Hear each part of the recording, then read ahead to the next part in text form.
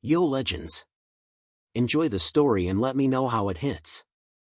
Suddenly after reincarnating, his eyes start to hurt. His eyes turn red, which enables him to see the matrix like a god. With curiosity, he conjures flames in his hand, seeing numbers on them as well. Our MC has unlocked the ability to steal other people's magic with his eyes. And this concludes the intro. The woman questions why Rain is acting like that. Seeing the Hero Plaza in front of the Papal Palace, Rain wonders if there's a statue commemorating Hero Lista's party there. He swiftly turns to the side. He sees the statues of 4 people. Engraved at the bottom are the dates of death and names of the 4 people. Seeing the dates, Rain asks the woman the current date, and she, puzzled, asks him why he wants to know. Rain repeats his question, and the irritated woman replies it's Tertiary 1418. Hearing this, Rain is thunderstruck, causing him to wonder if he reincarnated or if his memory fused with someone else's body. He then remembers the past memories of his companions, realizing they are 300 years old. He questions if they won the final battle, deeming it pointless since the statues and peaceful skies suggest they did. The woman asks why Rain is stating the obvious and tells him that Rin's body is still frozen at the top of the Papal Palace. Hearing this, Rain concludes he must have possessed someone's body. It's said that Lista stayed by Rin's side until the day she died. The woman claims the story is beautiful and yet sorrowful and asks Rain about it. But she sees Rain laughing and asks him why he laughs at a sad story. Rain is smiling because he realized Lista kept her promise. The woman looks puzzled by Rain's behavior as Rain walks towards the statue, hand stretched. He is saddened that someone couldn't keep their promise as he starts weeping, tears leaking from his eyes. Rain doesn't know what those 3 said about him, but he had become a historic figure. The emperor erected a monument in his honor, and many magic towers and families revered him like a saint. However, the only thing left with Rain for the past 300 years was just the magic. The memories Rin has of traveling to various places and the faces of his companions all laughing are etched in his mind. In a dilemma about what to do now, he recalls Lista saying, "Memories only become memories when you share them." So his memories haven't become memories yet. Until reunited in death, he'll endure those memories alone, like echoes unanswered. The woman offers Rain a cup of tea with a smile. Rain accepts that his companions are gone and left him alone in the world as he takes the cup of tea. He wonders what he should do now. As he thinks deeply, he remembers something Lista had mentioned. He still had something he needed to do. The Sacred Human Empire had divided the wizard class into 7 levels. They start from 1-star rank to 7-star rank. In his previous life, Rin reached a 5-star rank. Only 2 others in the Empire's history achieved the rank of 6-star and higher, known as sages. Those sages had reached the ultimate truth. If Rin hadn't gone on that journey with Lista,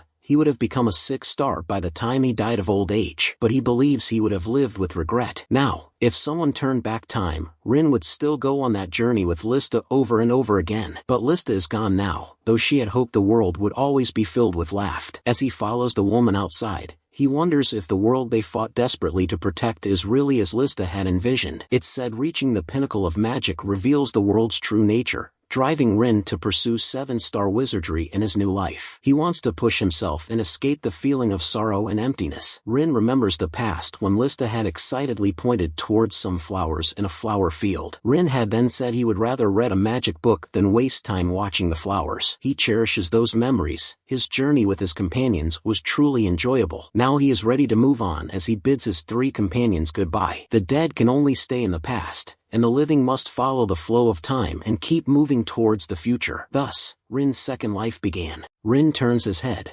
questioning at the mention of family. Lista asks Rin if he ever wished for a family. Rin replies no, adding he doesn't even know what his mother looks like. Rin explains he grew up in slums where a dead master of a school noticed his magical talents and took him in, otherwise, he would have been an orphan, so he doesn't care about family now. Pride puts her arm around Rin, saying that's sad. Rin breaks free, stating he doesn't know how to deal with having a family and prefers not having them. Lista advises Rin not to overthink it. She tells Rin to show lots of love as a warm-hearted kid and he will do just fine. Rin wakes from his sleep hearing someone calling for him to wake. He sees a maid nearby who tells him she will prepare breakfast for him. Rin gets out of his bed and stretches his arm. He walks to the mirror and stares at his reflection. Just 20 days ago, Rin regained his past memories and was reincarnated in the body of a 9-year-old spoiled young master. The one Rin incarnated into is a boy named Rain, the eldest son of the Ludwig family, one of the top 5 magical families in the Empire. In his past life, Rin was an orphan,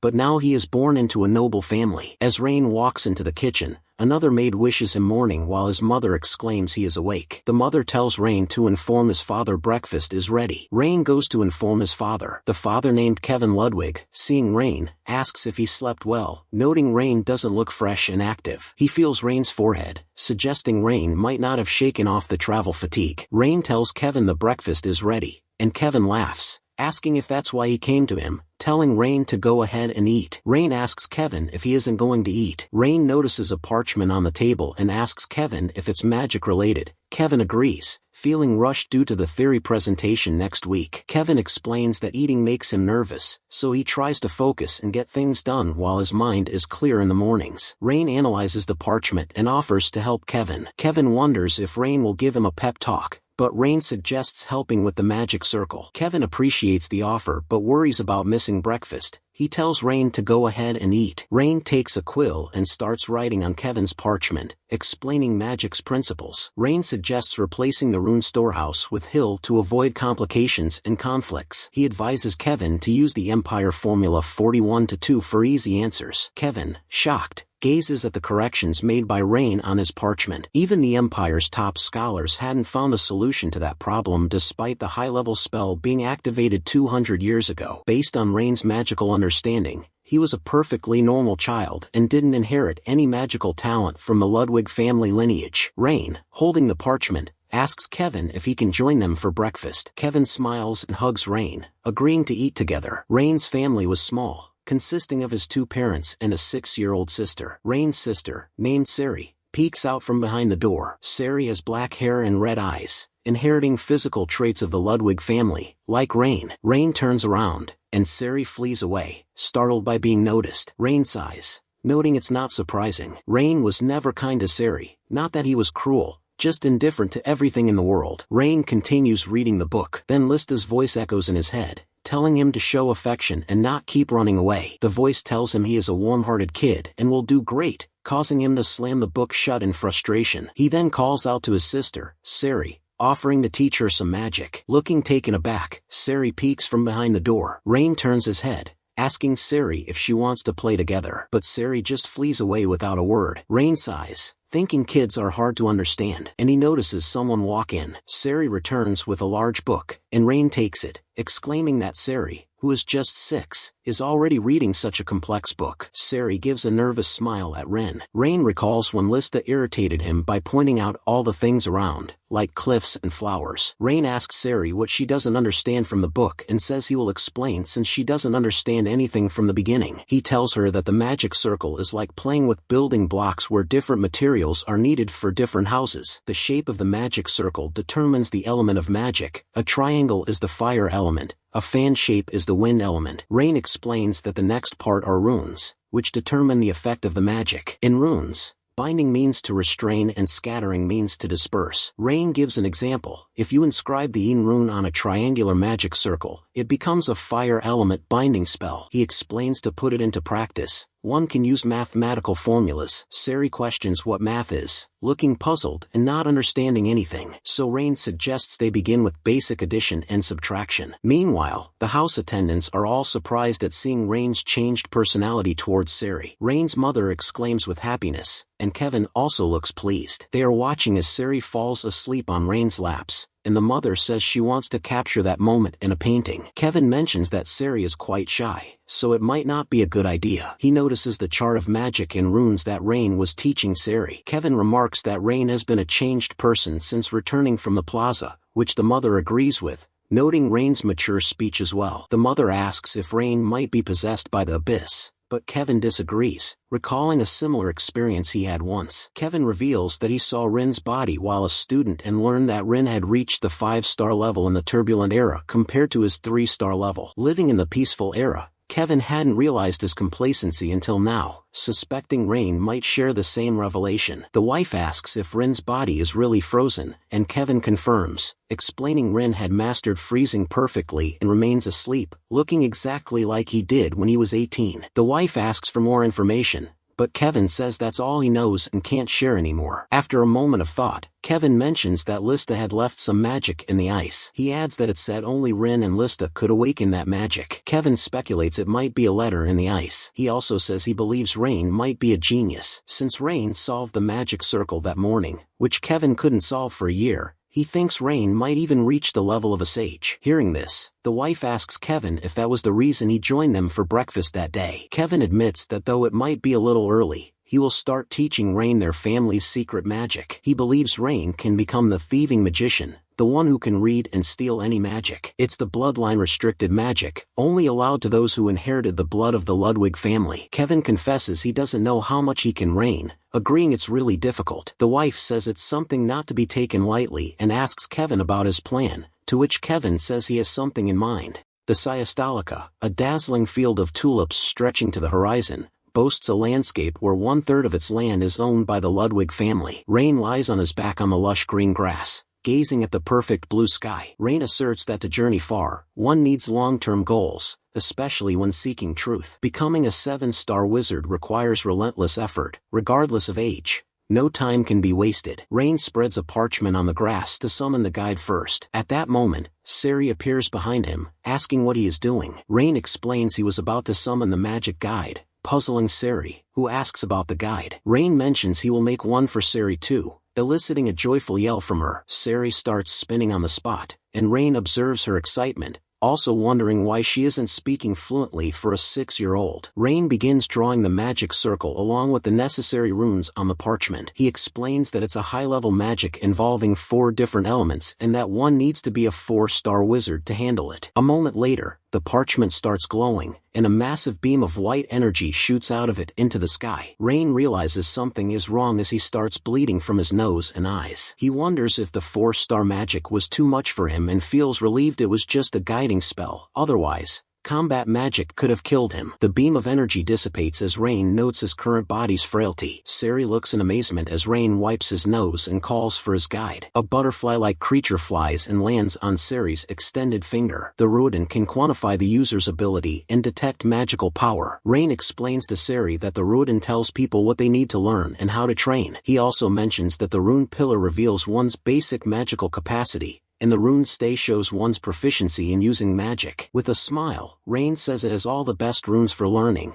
and though it might seem simple, it's still a 4-star magic spell. He asks Sari if she likes the Ruiden. Sari, still holding the Ruiden on her finger, responds affirmatively. Rain instructs Sari to go and study, which she promptly does. He decides to recover his mana before summoning the second Ruiden. The Ruiden reveals Rain has only 3024 mana, worse than a beginner wizard. Checking his magical arithmetic and stamina, which are 77 and 64 respectively, Rain realizes he has a long way to go. The Ruiden detects the bloodline-restricted magic manual and informs Rain. Learning this new information, Rain thinks his body might not be total garbage. Rain recalls a young wizard who once challenged him while he was traveling with Lista. The young wizard wanted to prove himself as the Empire's greatest wizard and replace Rin in the party. However, the young wizard's skills weren't impressive. Rin wasn't impressed either. Nevertheless, the young wizard's eyes troubled Rain. He could see every spell Rin used and counterattack each one. Rain speculates this might be the power of the Ludwig family's bloodline limit magic, Bel Sidious. Just by seeing the flow of mana, one can tell what magic their opponent is using,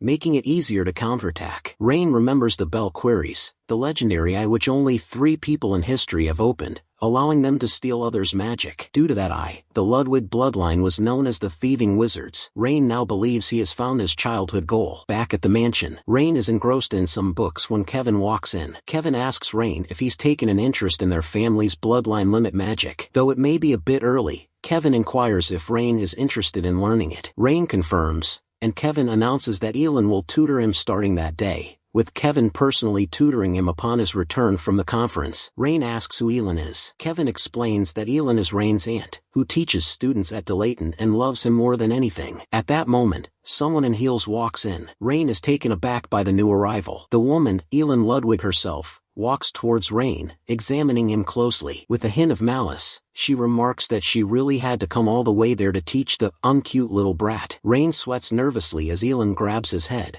asking if he is ready, a malicious look on her face. Looking down at Rain, Ellen asks if he knows her, and Rain acknowledges her as Aunt Ellen. Turning away, Ellen insists Rain address her as Professor Ellen, the great genius, and warns him not to ask something she already taught. Thus began the training of the Bloodline Magic Limit. Bloodline Magic Limit is not recorded to prevent theft by other magicians, requiring direct transmission of knowledge from a family mage to one's mind. Looking irritated, Ellen announces she will demonstrate and instructs Rain to pay attention. Rain observes curiously. Ellen's eyes begin to glow, giving Rain a weird feeling akin to those eyes from before. As Ellen's eyes intensify, she reveals it's the Bel Sidious, prompting Rain to crack a smile. Rain exclaims in admiration, and Ellen looks pleased. Ellen explains it's impressive, but mastery requires handling 3 spells simultaneously, dismissing Rain's ability. Rain insists he can do it, earning a laugh from Ellen for his cockiness. Satisfied with Rain's appreciation, Ellen confidently shares a few formulas, which focus on magic analysis. Rain reviews the theoretical content of the formulas. If the founder of the Ludwig family hadn't restricted the magic to his bloodline,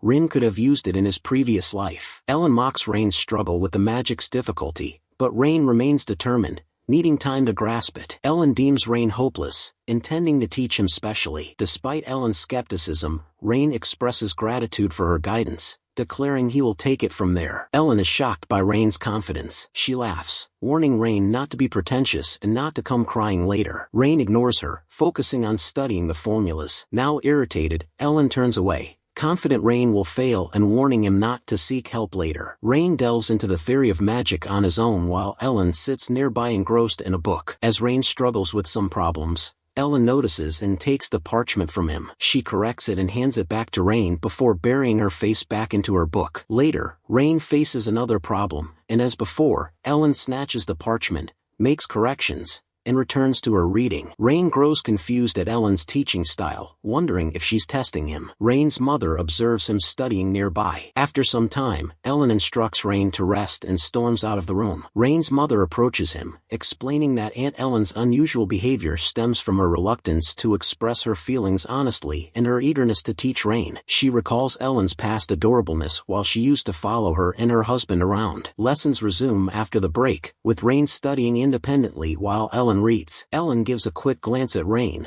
who catches her, prompting her to look away hastily. Rain finds his aunt more bothersome than 6-year-old Sari. Later, Rain admits he doesn't understand a part and asks Ellen to explain. Ellen reacts with shock at being asked and berates Rain, claiming their family is doomed. She looks over the problem and explains an alternative solution to Rain. Ellen scolds Rain for his lack of knowledge, questioning what he's been doing since age 9. Rain asks Ellen 2 more questions, irritating her, and she limits him to 1 final question. Despite Ellen's annoyance, Rain asks more questions. Rain's lessons with Ellen are consistently like this, but they accelerate his theoretical and practical learning. By the 10th day of lessons, Rain experiences searing eye pain, feeling like his head is about to burst. The world turns red, and a sign appears in Rain's glowing eyes, turning everything into numbers. Rain realizes all information is being transmitted to his brain as mathematical formulas, contemplating what it's like to be the creator of the universe. Curious to see what magic looked like, he conjures flames in his hands and see numbers on them as well. Rain realizes that the young wizard's eyes must have interpreted all his magic into numbers and formulas. Rain exclaims that it's amazing. Meanwhile, Ellen is bewildered seeing Rain achieve that level of magic in just 10 days. Even after receiving special education,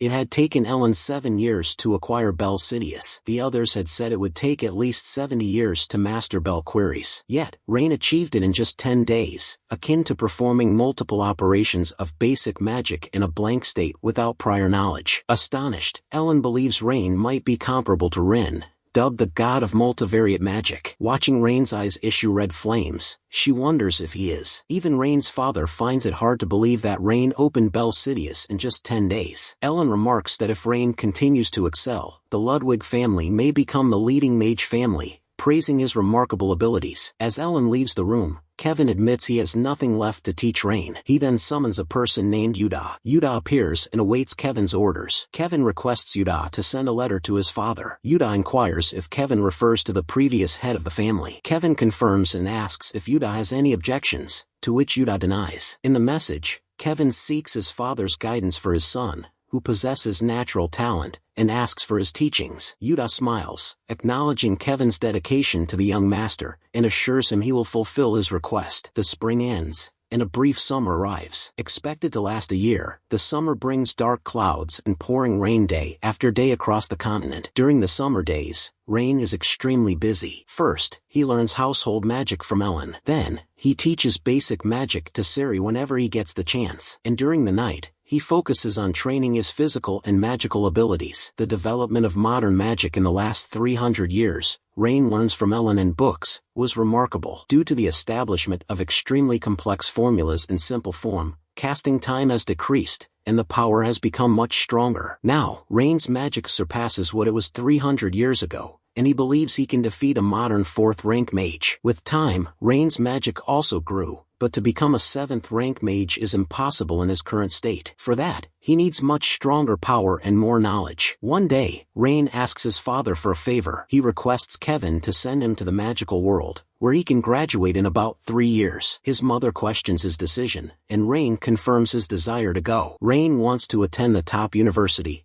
Dayton, in the magical world Golden Rose, and he asks Kevin for permission. Kevin denies the request, stating Rain is too young at 10 years old, and there are more important matters for him to focus on. So leaving home is too early for him. He says that the mage's children enter Dayton at the age of 6, and even if Rain goes there, it will be too early to admit him. And Kevin says Rain has much more important matters to attend to. Holding up an envelope, he says his father has sent Rain a letter. Ellen chokes on her steak and coughs loudly hearing this. Kevin tells Ellen to wipe her mouth before she speaks. Rain is also surprised to learn about his grandfather, while Siri continues pulling on his clothes and cheeks. Kevin says that in a Ludwig family, his father is also one of the founders of Bell Queries. Rain thinks his prediction was correct, and the creator of Bell Queries is Skala Ludwig. Kevin informs Rain that his grandfather will personally teach him Bell Queries, and he tells Rain he should go and see his grandfather first. So, Rain travels in a horse-drawn carriage to meet his grandfather. He walks into the big mansion, following his father. Kevin tells Rain he has something to take care of and suggests he go and greet his grandfather. Rain goes to meet his grandfather and sees him standing inside a room. The grandfather is looking out of a window as he senses Rain. The grandfather raises his 2 fingers and activates a spell. The spell startles Rain, causing cups and trays on a nearby table to shake, including the chandelier. Rain, shocked, wonders what his grandfather is trying to do. The grandfather, his head bowed slightly, looks serious as a triangular-shaped spell appears in his hand. Rain tries to think before doing anything as he, too, produces a circular spell in his hand. Both of them stare at each other. The grandfather raises his head, his eyes glowing red. Rain's panicked face is visible as he stares at his serious-looking grandfather, his spell ready. Suddenly, his readied spell disappears, which greatly shocks him. The grandfather says that's Bell Queries. He claims he can see all types of magic Rain can cast and can control it freely, his eyes blazing. Rain gives a nervous smile and exclaims wow, prompting the grandfather to laugh and ask if he wants to try it too. The grandfather deactivates his eyes flames, stating that mastering Bell Queries isn't the end. Casters must fully understand it, asking Rain his magic level. Rain replies he can barely perform a 3rd-rank magic, to which the grandfather says that's impressive. The grandfather says that Bell Queries requires immense magical power and tells Rain he has a long way to go. With a confident smile, Rain says it's just long and not unachievable as he requests his grandfather to teach him the path to reach that level. The grandfather says the training will be difficult, but that's how Rain can learn properly as Kevin gives a smile. Grandfather apologizes to Rain for his rough first impression and welcomes him sincerely. He then addresses Kevin and invites him to a drink. Taken aback with the invitation, Kevin turns around and bows to his father. Outside, Rain is training with his grandfather. The grandfather, producing a huge energy ball in his hand, tells Rain to stop and that he must be able to use Bell Queries freely. He instructs Rain to analyze the magic and not miss it, which Rain agrees. Saying so, the grandfather shoots the energy ball towards Rain, telling him to move quickly as Rain jumps aside. Grandfather is impressed with Rain's talent to learn so quickly and deems him a genius for learning a month's worth of skills in just one day. He asks Rain what his original training regimen was like, telling him he needs to risk his life to increase his growth rate. Rain, who is running around, says he got it. The grandfather says he will cast a fireball as a swirl of fire appears above his hand. He tells Rain if he can't avoid it, he will die. Saying so, he hurls the fireball towards Rain, shouting, "Now's the time." Rain stops running, and his eyes glow golden as he shouts, "Belcedius." The massive fireball flies towards Rain, and the grandfather shouts at him to hurry up. Rain, whose eyes are still glowing, sees the fireball and thinks he should intercept it with Belcedius and manipulate the fight with Belquirius. As the fireball closes on Rain, the grandfather shouts his name. Rain's eyes widen as a heptagon symbol appears in his retina. And finally, Rain sees the surrounding represented in numbers. His eyes darken as he sees numbers around the massive fireball close to his face. He realizes the Belquirius has been activated,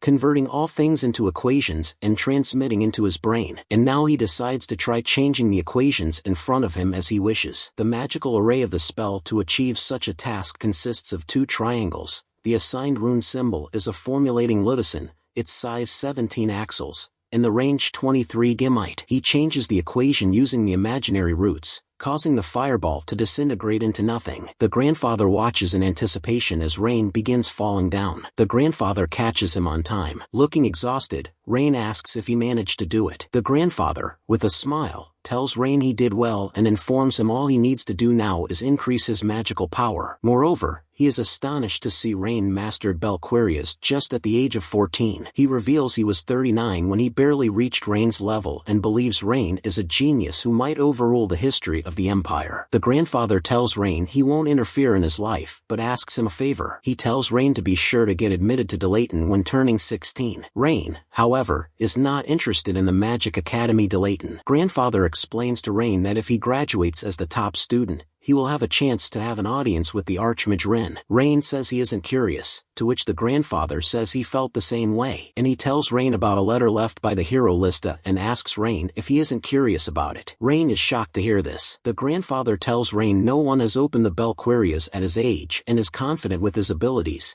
He should be able to read the contents of the letter. At first, Rain was just stunned and speechless from the shock learning this, but it was actually the beginning. Following the letter left by Lista, a story of a journey that follows the traces of old comrades commences. As Rain gets ready to leave, his mother asks if he will be okay, worried as he leaves without an escort. Kevin says Rain's skills are good and he shouldn't meet any danger on the national highways. Rain wonders if he will be able to recall the current conversation as a memory when he thinks about it someday. 15 days have passed since Rain's journey, and he is at the Jerem region, southern part of the Holy Empire. He witnessed numerous inns and bars in the small town. Everyone he saw was wearing hats. A drunk stranger asks Rain why he isn't wearing a hat and if he doesn't know about Rin Top. Rain asks what Rin Top is, and the drunk man says long ago their founding leader received help from Archmage Rin. Since then, people have worn hats as a gesture of gratitude to Rin, which the drunk man calls cool and a grand history. Rain wonders who might be the founding leader and hopes he might remember when he hears the name. He also wonders why such great merchants are stuck in a village like this. Rain learns of a problem at the intersection leading to Sunway Road where monsters have appeared, causing dozens of people to go missing. The man says the villagers are waiting for Lord Nori to send an expeditionary force. Upon hearing about monsters, Rain recalls them as living forces influenced by the abyss, resembling animals but possessing a more grotesque appearance and ferocious magical power. Clutching his fist, flames flicker around it as he advances toward the monsters,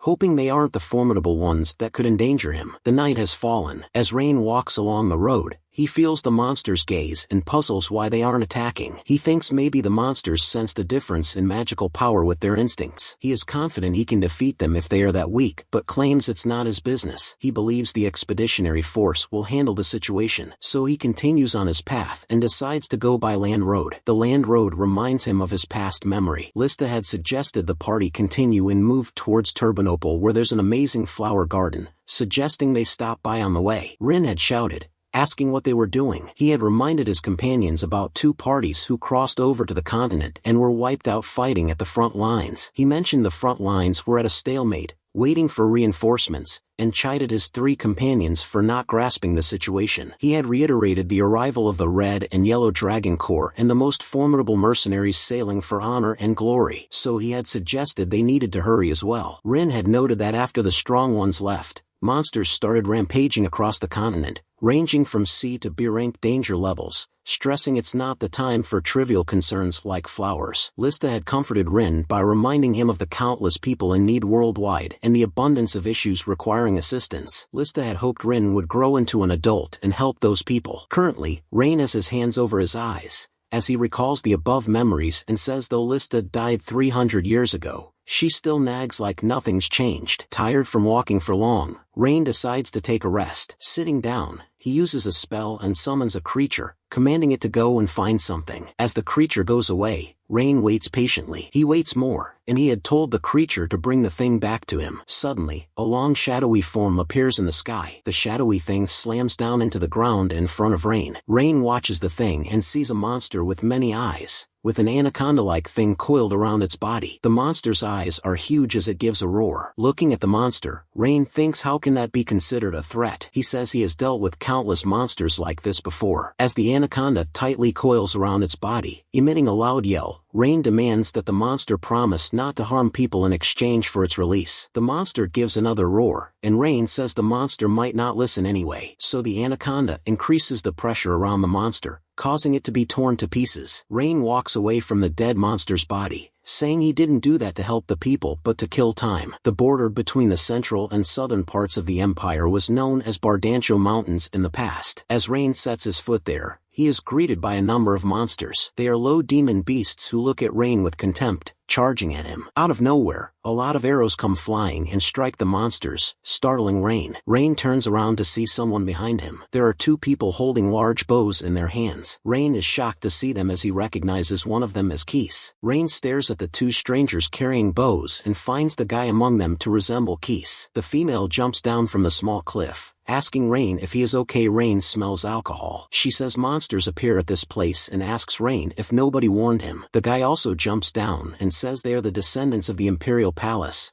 protecting that place. Rain thinks the person cannot be Keese as he tells them he is grateful for their help. He asks them if this place is the Bardancho Mountains. The two strangers stare at each other and then start laughing loudly. Looking annoyed, Rain asks them why they are laughing. The guy says that the name of the mountain has changed to Keeslinton and asks Rain why he is still looking for the Bardancho Mountains. Keeslinton means Castle Siege Keese Mountains, and it seems after defeating the Abyss, Keese must have established roots there. The two strangers must be the disciples of the archery faction established by Keese. It is said that skilled individuals traditionally guard the valley. Rain wonders if the basic principle of the faction is drunken archery and muses at what Keese might have taught. The guy tells Rain he came at the right time, as a festival is being held where everyone can drink for free, suggesting he recognized the taste of alcohol to be an adult. He tells Rain that alcohol is a path to the sun and the moon, while the girl, irritated, tells the guy he turned out to be a very refined man. She tells the guy to stop talking nonsense and focus on protecting the place, but the guy says how can they leave Rain alone there? The guy says he will take Rain to the village entrance and come back, then runs away holding Rain. The path is covered in fallen leaves as Rain and the guy make their way along it. Rain walks in silence while the guy constantly chatters. The guy tells Rain if they go up the wooden stairs nearby, they will find a seal, and if he follows the straight road there, he will reach the destination. At the bottom of the staircase, Rain notices a stone slab raised from the ground. The stone slab has strange symbols and language inscribed on it. Rain is starstruck seeing the stone. The guy tells Rain he can make a wish there, causing Rain to question him about it. The guy asks if Rain really doesn't know, saying it might be hard to recognize without people around, leaving Rain confused and asking what he means. The guy tells Rain the stone slab is the tomb of Lord Keese and that everyone makes a wish there for protection. Rain tells the guy not to joke around, and the guy says he isn't. Rain says it's strange for anyone to build a tomb in the middle of the mountain and questions if Lord Keese was a great man. The guy is amazed that Rain doesn't know the story behind the tomb and asks Rain if he is really from this country. The guy asks Rain if he knows about Lord Keese's colleague, the Grand Wizard Rin. He says that Rin might have been a shy person and that it is believed Lord Keese thought Lord Rin would come back even after death. Because of Rin's shyness, Lord Keese had asked people to bury him alone in the forest so that Rin wouldn't get shy to visit him. Rain has another flashback when he complained to Keese about his snoring and the smell of alcohol. Keese had grabbed onto Rin's head, who protested furiously. Rin had taught Keese how to write a letter. Keese had again put his hand on Rin's head, causing Rin to slap his hand away in anger, warning him not to touch his head. At present, Rain puts his hand on his head, remembering these flashbacks. The voice of Keese reverberates inside Rain's head, telling him it is an eternal farewell as Rain stares at the tomb. The voice tells Rain they will never meet again. But Rain says no, that's not true. Rain had definitely promised to return and promised to see Keese again. A corpse of Keese flashes in Rain's eyes, reminding him of his promise. Rain gets startled and sprints away. Looking stunned, he runs away from the tomb, his face in horror. He stumbles on a root and slams his face on the ground. Still with his face on the ground, he grabs a handful of fallen leaves and gives a huge yell. Rain sits on the edge of a cliff, staring down. He wants to turn around and go to Keese's grave. He wants to say goodbye, though it's late. He has returned. He remembers the faces of his 3 companions and expresses his apology towards them. The moon is bright in the sky, and a black crow sits on a branch. Rain is on his back, lying on the stony surface, his legs dangling from the cliff. Past memories flood his mind, like when Keese complimented him for being able to see clearly in darkness. Another memory is when he asked how Keese fit in when drunk, and Rin replied saying she didn't know. Remembering the time when Rin told Keese to rest and drink quickly, Rain smiles. In the next memory, Lista told Rin she couldn't talk because Keese didn't give permission. Another memory of a night when Rin and others had trouble sleeping because of Keese's snores flashes in his mind. Rain's smile widens as he remembers Keese saying he is quiet but sleepy when he goes to sleep. The memory of when he died suddenly appears in Rain's vision. The saddened faces of his companions float before his eyes when he was dying. Now in the present, Rain covers his eyes with his hand, tears leaking. As he remembers Keese's face, Rain begins to cry loudly. The night breeze makes the leaves fly around as Rain lies on his back, weeping. A while later, Rain stands up and walks away. He walks towards Keese's tomb, small grasses and fallen leaves surrounding it. Rain raises his hand, activating a spell. A triangular symbol appears before his fist. He points it at the tomb, summoning fire as he smashes his fist into the ground. The fire causes all the leaves and grass to completely burn. The fire spreads, causing the leaves all around to burn to a crisp. Rain stands amidst the fire, looking grim. As the fire settles, there is no grass or leaves around Keese's tomb. His hand still issuing flames, Rain stares at the tomb in silence. As the sun rises, its light reflects off the tomb, causing it to shine. A while later, Rain turns on his heels and walks away from the tomb. As he walks away, Rain apologizes to Keese, claiming he isn't shy but lacks the courage to face him and ask for his forgiveness. Rain struggles to say more, showing deep remorse for not being able to keep his promise to Keese. The sun is high in the sky now, and Rain is sweating as the autumn in the south was unusually hot. Under such a summer-like autumn sky, Rain arrives at a huge city bustling with numerous people. It's the magical city Golden Rose, where the Magic Academy, Delayton, is located at its heart. Rain had been very curious about the city, but seeing it live, it didn't meet his expectations. In the streets, Rain sees a man selling magic books. Walking ahead, he also sees other people selling different tools and items. All the knowledge of the world flows through Golden Rose. Rain asks a trader how much for an item, holding it up. The trader says it costs 10 copper, and Rain exclaims at just 10 copper. Rain says he will take one, holding a red crystal. The trader tells Rain the clock tower bell is ringing, reminding him the exam will start soon. Rain hands over the copper to the trader as he remembers he had come to Delayton to take the exam. Suddenly, Rain hears a commotion behind him and turning around sees a thief running away. As the thief flees, Rain thinks the security there isn't good. He believes the guards will take care of the thief and focuses on his exam. At that moment, an old woman stumbles and falls down in front of Rain. Rain asks the woman if she is okay. The old woman shouts at the thief, demanding he return it, as it's not for sale and is her family's legacy needed for her grandson's entrance exam. Rain watches as the woman begs for the thief to return her belonging. However, Rain doesn't decide to help as his entrance exam is about to happen. As he begins to walk away, a voice in his head tells him to help the woman. He halts, conscious of Lista telling him to help. So Rain decides to help, asking the woman about the thief and instructing her to wait as he goes after the culprit.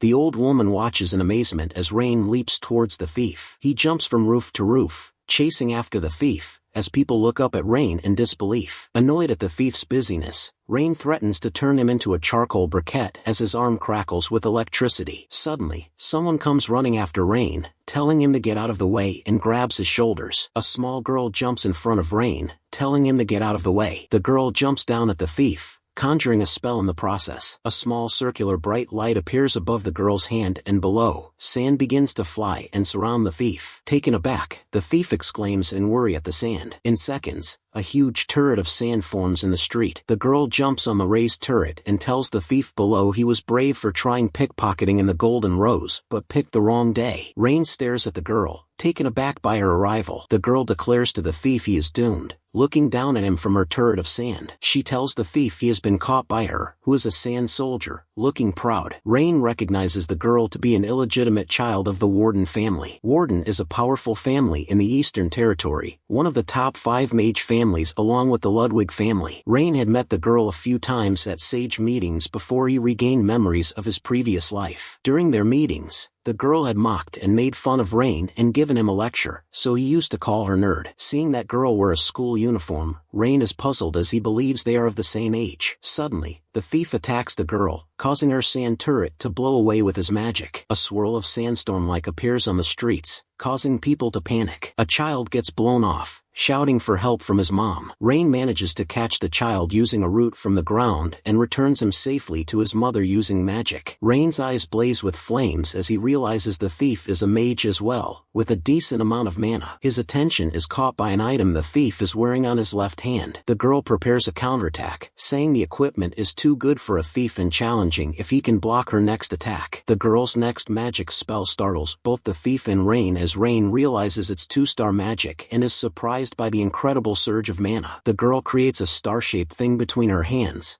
glowing golden light, and she joins the hands, sending a blinding flash of light all around. The ground begins to shake as the people around feel it. Just like the Ludwig family is called thieving mages, the Warden family is called wielding mages. The ground is cracked from the girl's spell. The ground splits open, sending small stones and dust upwards into the sky. The stones and sand all assemble together, forming a massive sandstone golem. The thief mocks the girl for showing off, while the girl smiles, looking proud. The golem's eyes blaze as the thief cracks a smile. He raises his arm and bellows out that with the items he is wearing, he is invincible. Saying so, he attacks the golem with a spell, causing the girl to give a worried look as he continues to smile. The glow in the golem's eyes disappears as smoke bellows out from its body. But a moment later, its eyes glow again, and the girl smiles instead. She confidently asks the thief if he thought he could defeat her with that kind of attack, while the golem behind prepares to smash her with its fist. Her confidence fades to worry as her eyes shift nervously, while the thief's evil smile grows, a dark glow emanating from the items on his arm. After a blinding flash of light, numerous bolts of gold and crackling electricity appear behind the golem. The thief gives a shocked look, as do the girl's eyes widen in shock. Rain appears in front of the girl, his hand raised as the golem's left hand gets blown off. Rain advises the shaken thief that casting a spell first doesn't guarantee victory, electricity crackling around his raised fist as he stands in front of the puzzled-looking girl. The thief screws his face in shock as Rain tells him casting a spell doesn't guarantee victory. The girl is surprised to see Rain appear before her. Meanwhile, Rain's face is focused, a magic circle above his hand. The thief commands the golem, and the golem raises its huge arm and brings it down. Rain creates a magic square pattern,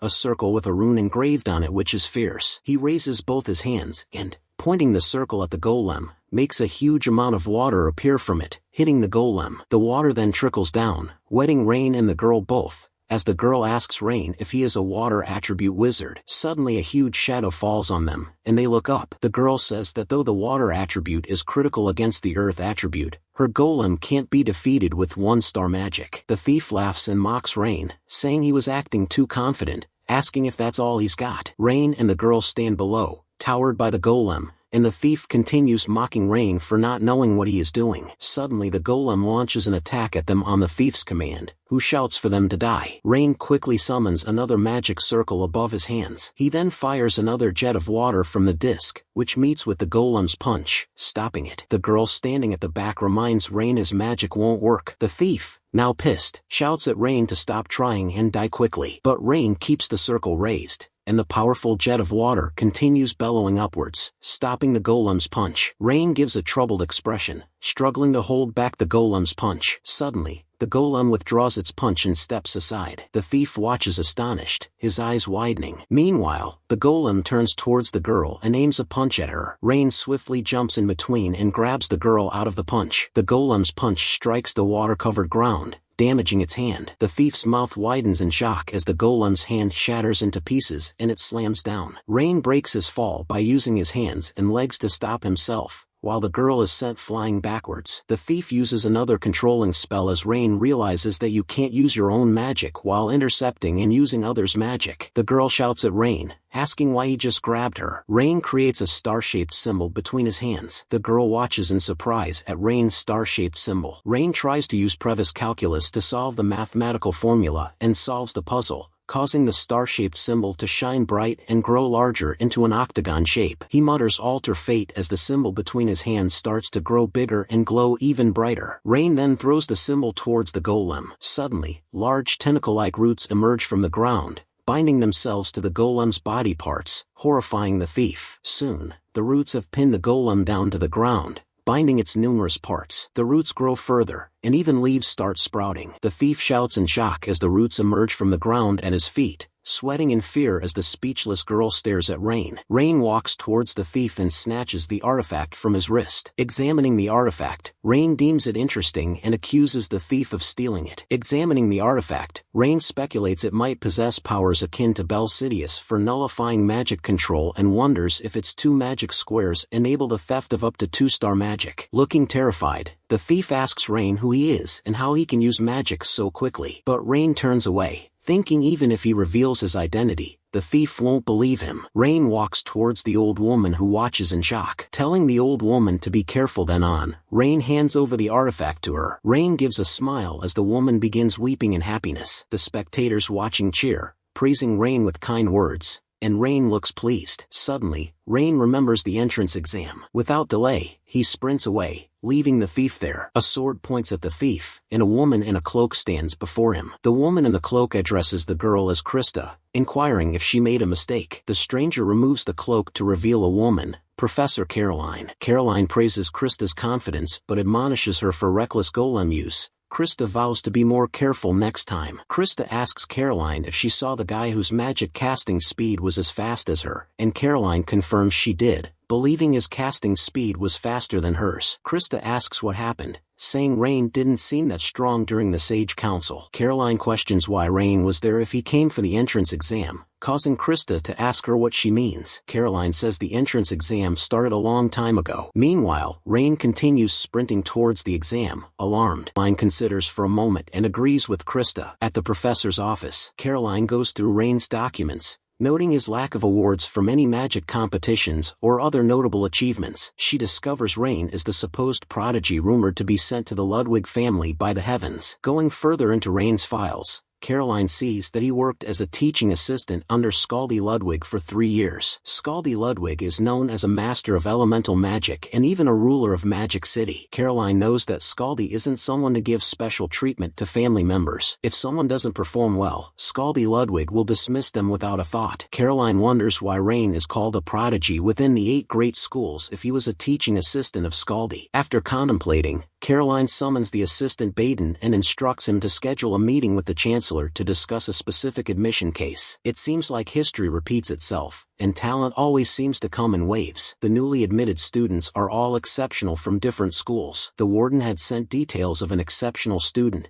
but he might struggle alone. The conflict between noble families and the 8 great schools runs deep, making it uncomfortable to intervene in student disputes, but they can't ignore the current unique situation. The Chancellor of Delayton, Madilia Page, suggests they notify the professors and instructors to keep a close eye on students and intervene if necessary. Seeing Professor Caroline silent, Madilia asks her what's wrong. Caroline asks if it's too early to make that judgment, prompting Madilia to ask for a detailed explanation. Caroline reveals that Krista isn't the only prodigy the magical noble family sent. Madilia asks if there's a new student she doesn't know about, and Caroline says no. Madilia questions Caroline about the student she wants to admit through an extra test, and Caroline cryptically responds, reminding her she met that student at the Sage Council. Madilia tells Caroline to speak clearly and not in circles, so Caroline suggests admitting Rain Ludwig and not interfering afterward. Caroline wonders how Rain and Krista would behave, while Madilia contemplates. Madilia says they will find out soon enough and explains that Owen is their strict instructor and homeroom teacher. She asks Caroline if Rain really didn't want any rewards,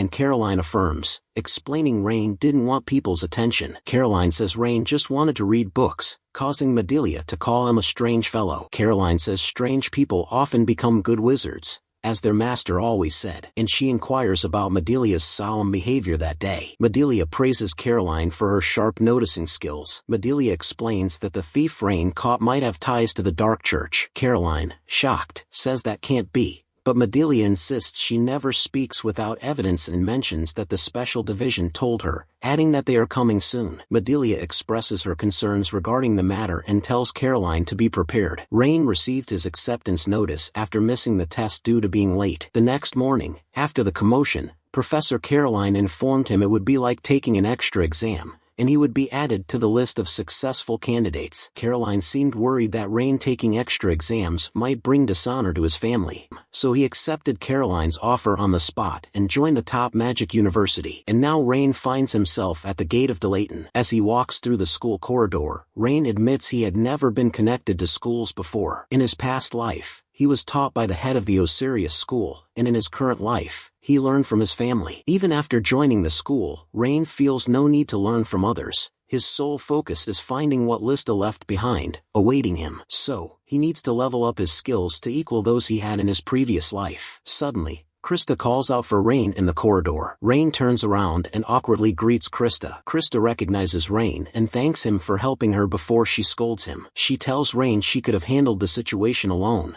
and at that moment, the other students recognize Krista. Seeing all the attention Krista is getting, Rain remarks that she's pretty famous, to which Krista proudly claims that anyone who doesn't know her name is probably a spy. With a smile, Krista declares Rain as her rival and tells him to consider himself lucky. Hearing they are rivals, Rain admits he can't stand annoying things. But seeing Krista's behavior, Rain remembers someone from his past life. In the flashback, a girl named Gisela, whom Rin met at the Magic Tower, had told Rin she would take him as a rival and demanded his respect. That girl was so full of herself, Rain still remembers her in his new life. Thinking about the flashback, Rain cracks a smile, which Krista notices, asking if he is mocking her. Krista tells Rain that if he thinks he knows everything, he will regret it as she summons a rectangular symbol. She clenches her fist, causing a huge tornado-like wind to appear around her and Rain. The wind grows stronger, causing trouble for other students as Rain wonders what Krista is doing there. Krista asks Rain if he must know her true abilities and if he is ready to put in some real effort. Meanwhile, Rain wonders if Krista even cares about her surroundings and finds her similar to Gisela. Thinking she must be a reincarnation, Rain thinks he should show his fire spell to Krista. At that moment, another student walks in, asking Rain and Krista if they are putting on a show. He identifies Krista as the top incoming student and Rain as the prodigy who barely got in through an extra exam. Asking if the theme is extreme contracts with a grin on his face, the approaching student is Rupert.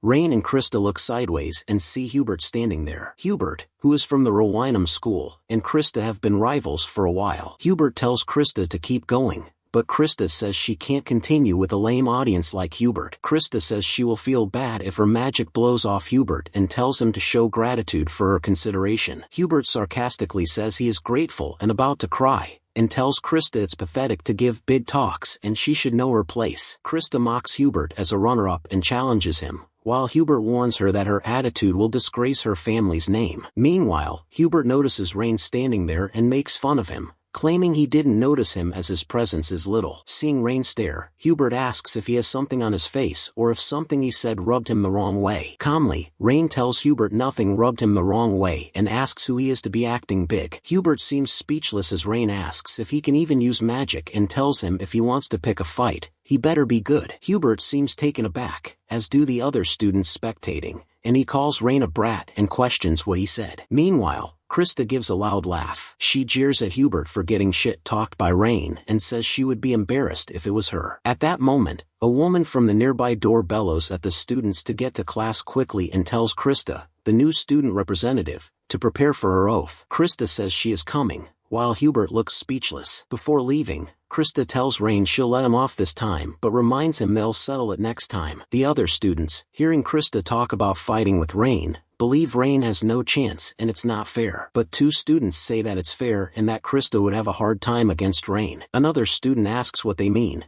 and one explains that Rain was the assistant to Principal Scaldi and is really strong. All students gather in the hall as the host announces the start of the 1388th Dayton University entrance ceremony. Hubert looks uninterested while other students look excited, and Rain, looking bored, hopes it will end soon. A while later, the host announces that the Chancellor will deliver the welcoming speech. The Chancellor, Madelia Page, walks onto the stage, who is the greatest wizard in the Empire. She eyes the students with interest, causing them to become nervous. Rain looks at the Chancellor and acknowledges her as the greatest wizard in the Empire and a direct descendant of Amista Page, the founder of magic. He notices her purple hair and believes it must be genetic. Madelia welcomes the new students to Dayton and introduces herself as the Chancellor of the university. She congratulates the 233 new students and reveals that half won't make it past the second year due to being held back or expelled. The students are startled as Madelia states that out of the remaining 117, only 60 will advance to the third year, with half of them graduating. That leaves fewer than 30 who will graduate. The students give worried looks, and Madelia says Dayton is a place where their talents will be refined, transforming them from raw gems into jewels. She says that Dayton's policy is unlimited competition, and those who cannot keep up with the competition will not even qualify for a diploma. She tells them they will feel the impact of the place through their experience and bellows at them to hone their skills. She advises the students to clash with each other, break and grow, transforming themselves from ordinary raw stones to shining with brilliance. She hopes they'll meet again in 3 years, when she'll welcome them as a senior wizard, not as Chancellor. She closes her speech by wishing them luck. The students, at first speechless, break into a round of applause. They begin cheering at Madelia, who gives a proud look. Rain also joins in clapping and looks forward to being there in 3 years' time. Standing on the railings above the hall and looking down are the professors. Professor Caroline, impressed by the commotion, says she likes the energy of the students. She asks the man standing beside her, Professor Owen, what he thinks. Owen says he had expected high levels from the new batch, but is disappointed to see them all as a bunch of fools with empty heads. Caroline asks what he means, and Owen says everyone will get an automatic fail. With a parchment in hand, Rain stares ahead. He ponders if the massive building with a dragon on its roof is the university building. He acknowledges its immense size. Walking along the corridor toward the classroom, he maintains his pace. Noticing a sign indicating the classroom, he heads inside. Upon entering, he observes that it's empty. Taking a seat near the window, he settles in. Sitting down, he gazes out, the wind rustling the curtains. Satisfied, he becomes lost in thought. Suddenly, a voice behind him mentions they're in the same classroom and suggests they get along. Rain turns, shocked to see Krista waving at him. Disappointed at his luck, he clasps his hands to his face, realizing he'll have to compete with Krista from the very first class. Krista expresses her pleasure at sitting beside Rain, anticipating knocking the arrogance out of him from day one. At that moment, Hubert approaches, expressing his happiness. He remarks on Krista's rudeness and lack of manners, especially as she points at others. The girl with purple hair mentions to Hubert that it's part of Krista's charm. She adds that even without it, Krista is quite charming, unlike Hubert, who is merely fancy packaging. Meanwhile, Rain feels irritated by their conversation, sensing he might become sick. He recalls a conversation from his previous life when Frida had asked if he ever wanted to go to school, to which he had replied negatively. Justifying his stance as a 4-star wizard, Rain had deemed school a waste of time, prompting Frida to call him an idiot. Frida had explained that school isn't just for academics but also for learning about people. Observing people like Krista and Hubert, Rain questions if he really needs to learn about individuals like them. As the class is about to start, a huge hand grabs the door, and a massive man enters. Startled by the man's size, Rain compares him to a gorilla, questioning if he's really the teacher. The tension is palpable among the students. Krista informs Rain that the man is Professor Owen, strict about grades. Owen observes the students' curious reactions. Noticing smiles and yawns, he looks disappointed. Owen laments having to teach such unmotivated students. He calls them a bunch of monkeys with empty heads. Spotting a student not paying attention, he throws chalk, hitting him. Continuing to gaze at the students, Owen notices the girl with purple hair smiling. Rain and Krista silently watch Owen. Owen berates the students, calling them pathetic and ignorant. He reminds them that admission to Dayton doesn't mean they own the world and questions their future goals. Owen tells them that if they achieve greatness, they can address him as master, but for now, They are nothing but baby monkeys with much to learn. He asks if any are from the 8 great schools. A few raise their hands. Owen labels them the worst part. He dismisses the students' bizarre formulas as pathetic, stating he doesn't expect their contribution and warns them not to hinder him. He asks if any are from magical noble families. Rain and Krista raise their hands. Owen deems them absolutely revolting. He scolds them for their arrogance and lack of real-life experience, suggesting they return home and learn basic skills. Rain admires Owen's talent for insults, likening him to a cult leader. Owen declares his job is to mold the students into useful wizards, considering them no better than monkeys. He declares that the classroom has no place for anyone worse than a monkey and vows to drop anyone who can't keep up. With no response from the students, he questions if they're half asleep. He wonders if he needs to teach them how to answer. Owen approaches a student, asking if he is scary, to which the student replies he isn't. Then he questions the student if he thinks of him as a pushover. He announces an immediate test, instructing students to pair up with their seatmate. Owen warns that anyone who comes last will be expelled. With a serious demeanor, Owen instructs the students to prepare. The students are astounded to hear about the possibility of expulsion. Hubert thinks the professor is bluffing. Rain and Krista watch in silence. Professor Owen starts writing something on the blackboard and slams it with a punch once done. He gives the students 20 minutes to solve the problem on the board and hand it to him. He warns that anyone who can't finish in time or comes last will be expelled. Seeing the students watch in horror, Owen questions what they are staring at and declares the test has already begun. The students start working to solve the problems, panic-stricken as Owen mentions even monkeys can solve a 2-star magic. Rain remains calm, while Krista is deep in thought. Krista begins analyzing the question and tries to figure out the formula to use. She mutters she will build the basic formula and use a function to get the answer. She shouts at Rain to stop talking and write. Remembering her family's condition, Krista realizes she is all they have, and she needs to raise the honor of her house. She declares she will be the best. Rain pities Krista, feeling she carries a heavy burden. Krista asks Rain if he found the answer, and Rain confirms he did. Rain hands the solution to Krista. Suddenly, a strong wind blows from the nearby window. Rain and Krista are surprised by the sudden gust of wind. Someone appears to be using a spell, causing Rain and Krista's answer paper to tear apart, and a gust of wind blows it out of the window. Krista shouts out in dismay. Professor Owen scolds Krista for being too loud and tells her to be quiet. Krista, looking worried, realizes she needs to start over again. Rain activates the Ring of Silence and his eyes glow red. With enhanced eyesight, he notices a wisp of transparent white smoke-like thing coming from Hubert. The royal family's secret weapon, a wind spell, is voiceless and colorless, triggering magic without sound or color. Rain deduces it must have been a wind spell. Krista urges Rain to hurry and hand over his paper so she can rewrite it quickly. Rain notes the time limit is only 8 minutes but believes he can solve the problem in that time. Snatching the paper from Krista's hand,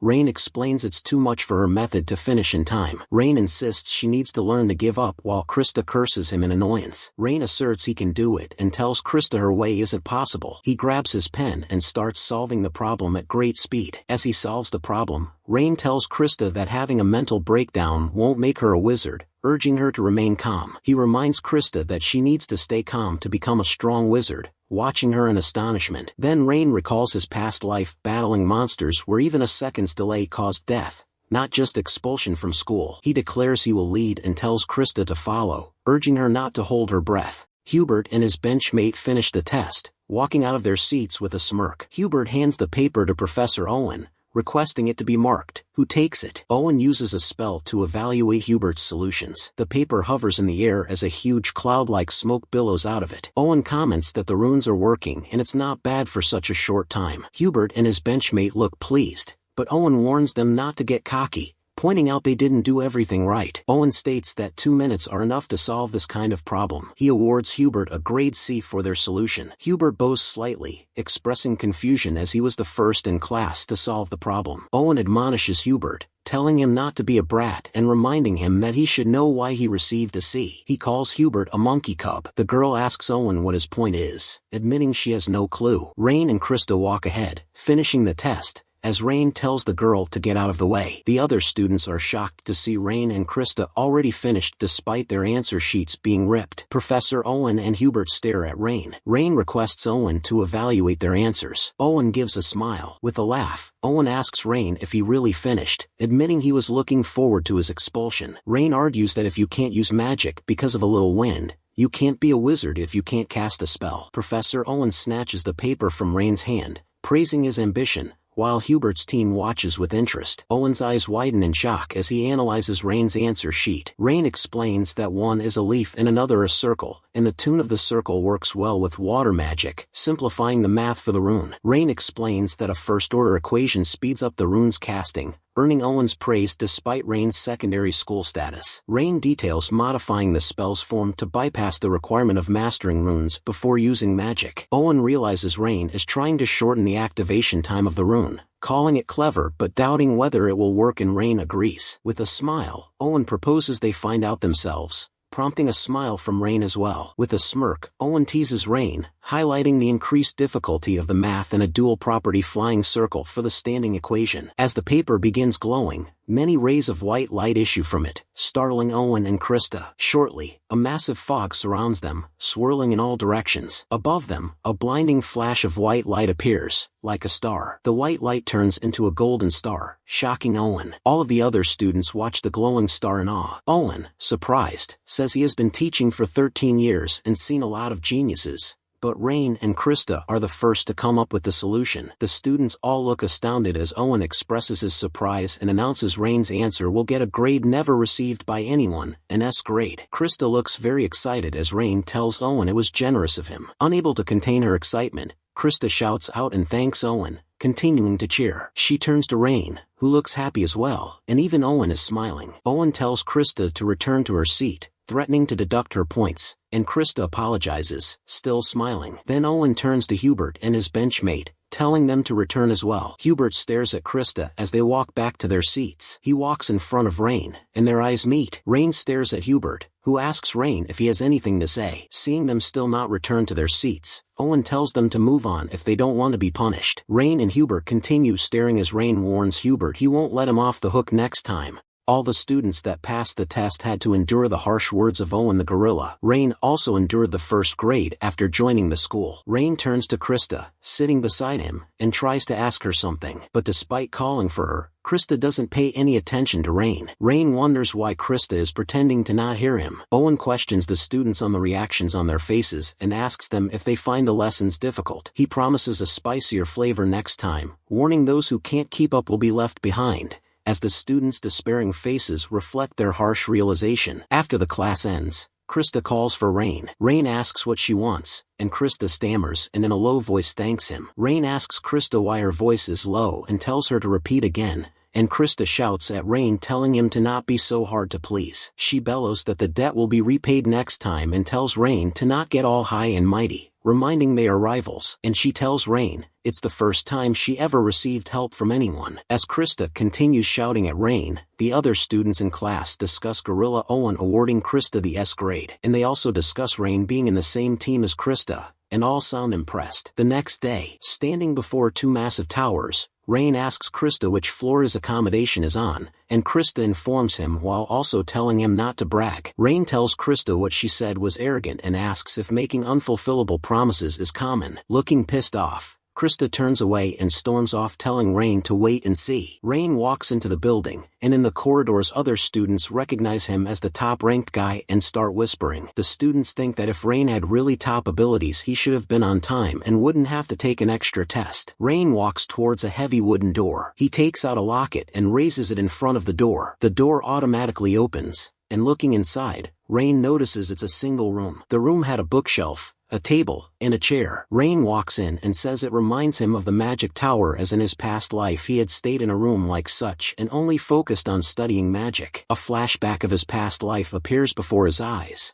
but he shakes off the memory, shaking his head. He drops down on his back on his bed. Looking up, he thinks except for the first place, he has nothing more to do and wonders if he should sneak into the Vatican and search for his remains. But with his current abilities and physique, he thinks it's not a good option to sneak around. He raises his hand and triangle-shaped symbols form above his palm, and he tries to move them around, but they disappear. He wonders if his magic is less than 4 stars. His attention is grabbed by an owl which flies down near the window. He turns towards the owl and sees it's carrying a parcel in his leg. So he walks out of the bed and takes the parcel from the owl. He sees it's a wooden box as the owl flies away. The wooden box has something written on its outside, and Rain realizes there's no sender's name. He thinks whether it was sent by his father, and opening the box, sees there are 2 books inside. He picks up the books and notices they are very old and fragile. He recognizes the books as his diaries he entrusted to Lista in his final moments. Staring at them, he is thunderstruck. He looks out of the window, wondering who sent them to him. His face turns to shock as he thinks of the possibility of someone else knowing his real identity. In the school's magical training facility, at the War Dragon Field, fierce training is underway. The voice declares 30 seconds left for the end of training. Krista is focused on her training as the other students watch with interest, the countdown reaching 20 seconds. With 15 seconds left, someone asks Krista if something good happened to her today, and Krista questions back what they mean. Krista's friend watching the clock says 10 seconds and notes that Krista seems more excited than usual. With 5 seconds left, the girl asks Krista if it's because she met Rain and wonders what happened between the 2 of them. Firing a spell, Krista declares there is nothing between her and Rain, irritated by her friend's expression. Krista says she is just practicing to relieve stress,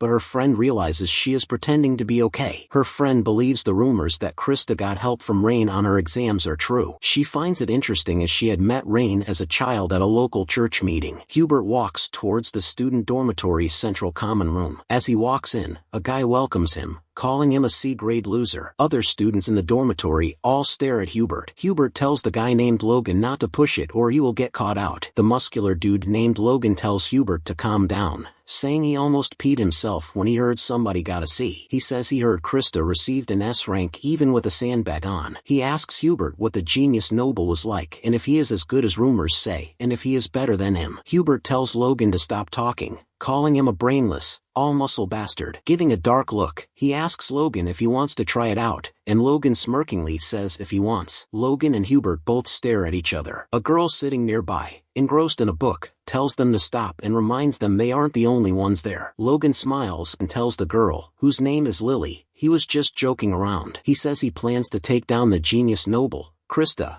and asks Lily if she wants in. Lily tells Logan he is always doing useless things and asks him what he gets from bullying the weak. Logan again remarks he is just joking, while Hubert declares he will take care of them. Turning around, Hubert tells Logan if he messes carelessly he will end up in trouble, and he walks into his room, cursing the bastard Logan. Hubert punches the wall in fury and wonders what Rain Ludwig might have done, his face showing anger. Meanwhile, Rain is going through the diary and notices the first part is about Rain's life and the second part about the magic and combat style he used. He shuts the diary and is unable to understand who and how someone must have discovered his identity. Furthermore, he is confused why those people haven't contacted him if they know. Rain looks at the clock and sees it's 23 o'clock and decides he should switch off the light before the inspector comes. He pushes the switch off, and the darkness makes him notice a glow from the diary. He picks up the diary, and from its pages, a blue butterfly-like thing flies out. Rain is bewildered at seeing the thing, which is a Rudian that he made in his previous life. He notices it's twice as big and darker in color, and even if it managed to stay intact for 300 years, he wonders with whose magic and for what. He extends his hand, and the Rudian flies down and sits on his finger. The Rudian informs Rain to continue his research in unique magic and its current progress is at 37%. Rain's eyes give a shocked look as another message appears,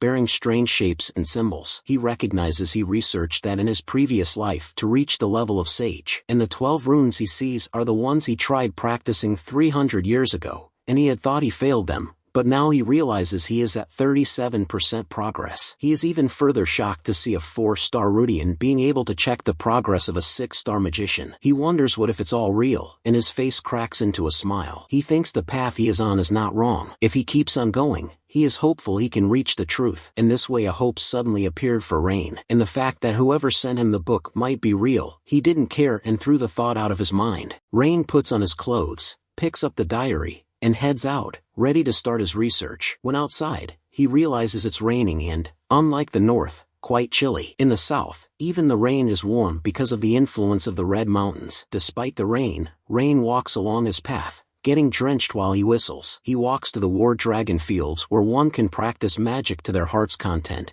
as the lady at the counter offers to show him around. She explains that the War Dragon Field is a place to train magic with great power and a wide casting range. The lady tells Rain to place his student ID ring on the entrance, and Rain raises his finger, causing the ring he is wearing to flash. A sudden roar is heard. A voice welcomes Rain to the Warriors' Hall and informs him they currently have 30 rooms available, while the lady tells Rain to make himself at home. Rain chooses to take room 15, closest to the center, and the voice approves it. Rain requests a sturdy target. A circular bright spot appears in front of Rain where a huge robot-like creature materializes. Rain analyzes the target and notices it's a 2-star spell, deeming it not bad. He then opens his diary and looks at the rune named Yun and decides to try it. He produces a triangle symbol above his hand to create a barrier. He inscribes the Yun rune into the triangle and tries to activate it, but to his disbelief, the symbol vaporizes into smoke, making him speechless. Now looking pissed, Rain questions if it isn't 1-star magic. He clenches his fist, which glows,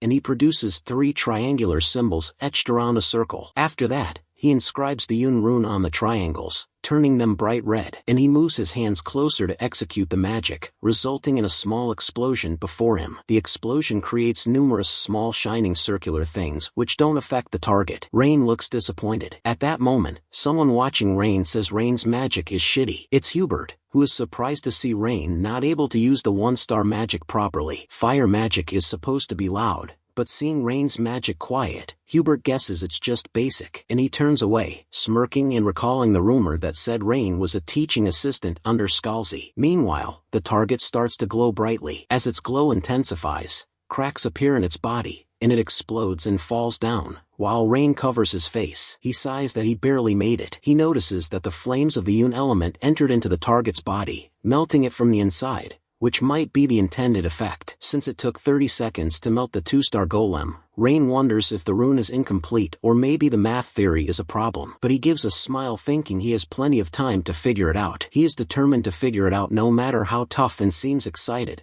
looking forward to researching. Rain sits down, examining the details of the runes displayed by the Rudian. The Rudian informs him that the Yun rune was modified to Yun by reforming the theory of matrix mechanics. The Rudian not only detects magic pickable from the surroundings but also gives a summary of the day's research, and Rain thinks it's priceless. Rain notices the Rudian's message telling him to continue his research in unique magic, and its progress is 37.1%. Before it was 37%, and seeing it increase by 0.1%, Rain wonders if it's the mathematical theory that improved or the runes became more refined. He decides not to overthink it, claiming there's plenty of time. Suddenly, Rain feels a strong gust of wind flow his way and notices someone using magic. It's Hubert, who has his wind magic activated. He seems to be training with the flying training targets. The targets attack him as Hubert launches punches and hacks the dummy into many pieces. He attacks the other dummies, punching them and slashing them with his wind magic. Rain watches with interest and sees Hubert is really good at skills, which might be why he always runs his mouth. Hubert swings his arms,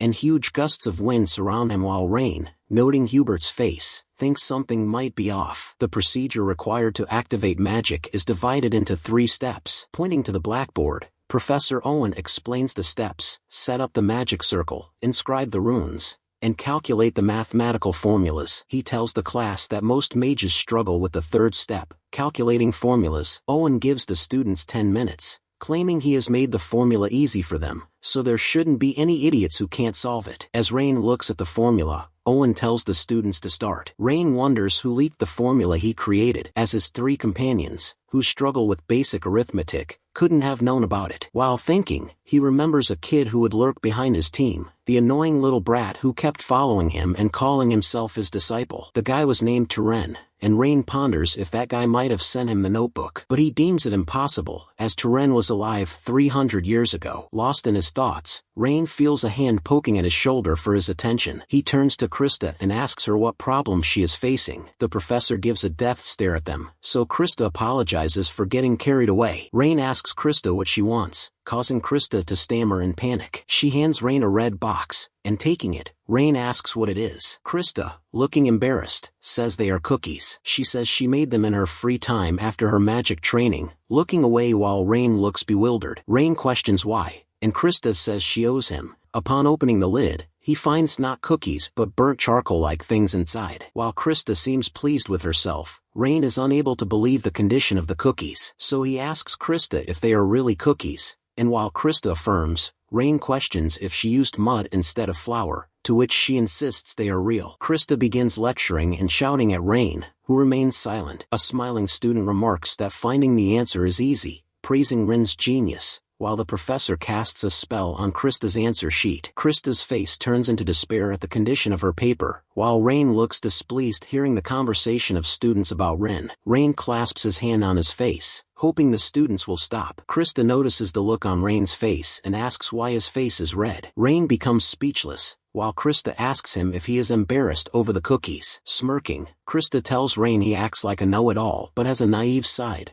unaware the professor is nearby. Krista's horror deepens as she spots Owen, who reprimands her for inattention and offers her a special class. After a while, the professor tells the students to hand in their answer sheets and calls at the end of the class. Walking towards the fourth period, which is the club activity tour, Krista asks Rain which club he will join. Krista explains that Mage House descendants must play magic volleyball to maintain dignity and declares her intention to join the club. Rain interrupts Krista's explanation of magic volleyball's significance by pointing at something, angering her. He tells Krista he will go and look around here and there, while Krista tells him to wait a minute. Deltane has a variety of clubs designed to promote interactions and competitions among students. The clubs include the Combat Magic Club, Fire Attribute Magic Club, Festival Magic Club, etc. Rain, aware of the possibility of activity support funds with professor approval, explores the intriguing spots around. Krista runs behind Rain and tells him to listen to her. She reminds Rain that the descendants of mage houses have to join the Magic Volleyball Club, but Rain says he doesn't care. Krista asks him why, and Rain says he will join whichever club he pleases and his father won't interfere. Krista and her friend look bewildered at Rain's statement. Krista insists the Magic Volleyball Club is prestigious for mage houses, but Rain brushes it off, claiming it's optional. Looking at a list, Rain claims the Sculpture Magic Club is more interesting,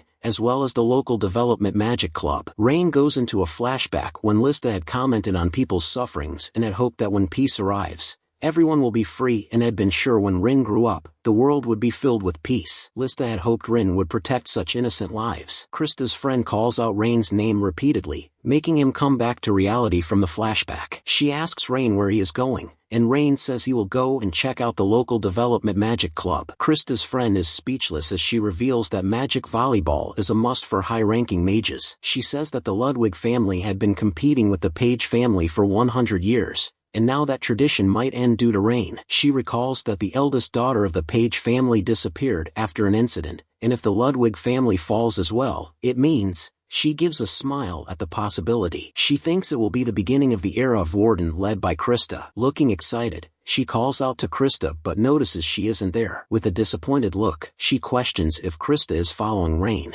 Rain tells Krista he is curious about the local magic club while Krista, following him, insists she isn't following him. Rain reaches the local magic development club and wonders if it's the right place. He reaches for the door and suddenly hears someone shout from inside the room. Rain and Krista peek through the door and see a guy declaring that the strongest ones take charge, claiming it as the rule of the club. Logan says they will make good use of the resources, asking someone to hand them over. Rain asks Krista who the person is, and Krista says it's Logan, the representative of the Chihak School. Krista explains to Rain that Chihak School specializes in producing mages focused on martial arts, and Rain says he knows that. Logan says the winner of the magical showdown gets everything, calling it a waste to give opportunities to someone who lacks guts, and questioning the need for a club no one will recognize. Still peeking, Krista notes this is a common occurrence, mentioning the necessity of resources for club activities. Logan says that if they want to create a club but lack resources, they can take resources from other clubs through a magical showdown. Krista affirms Logan's correctness and the convenience of the magical showdown, which Rain acknowledges. Krista asks Rain if he won't join,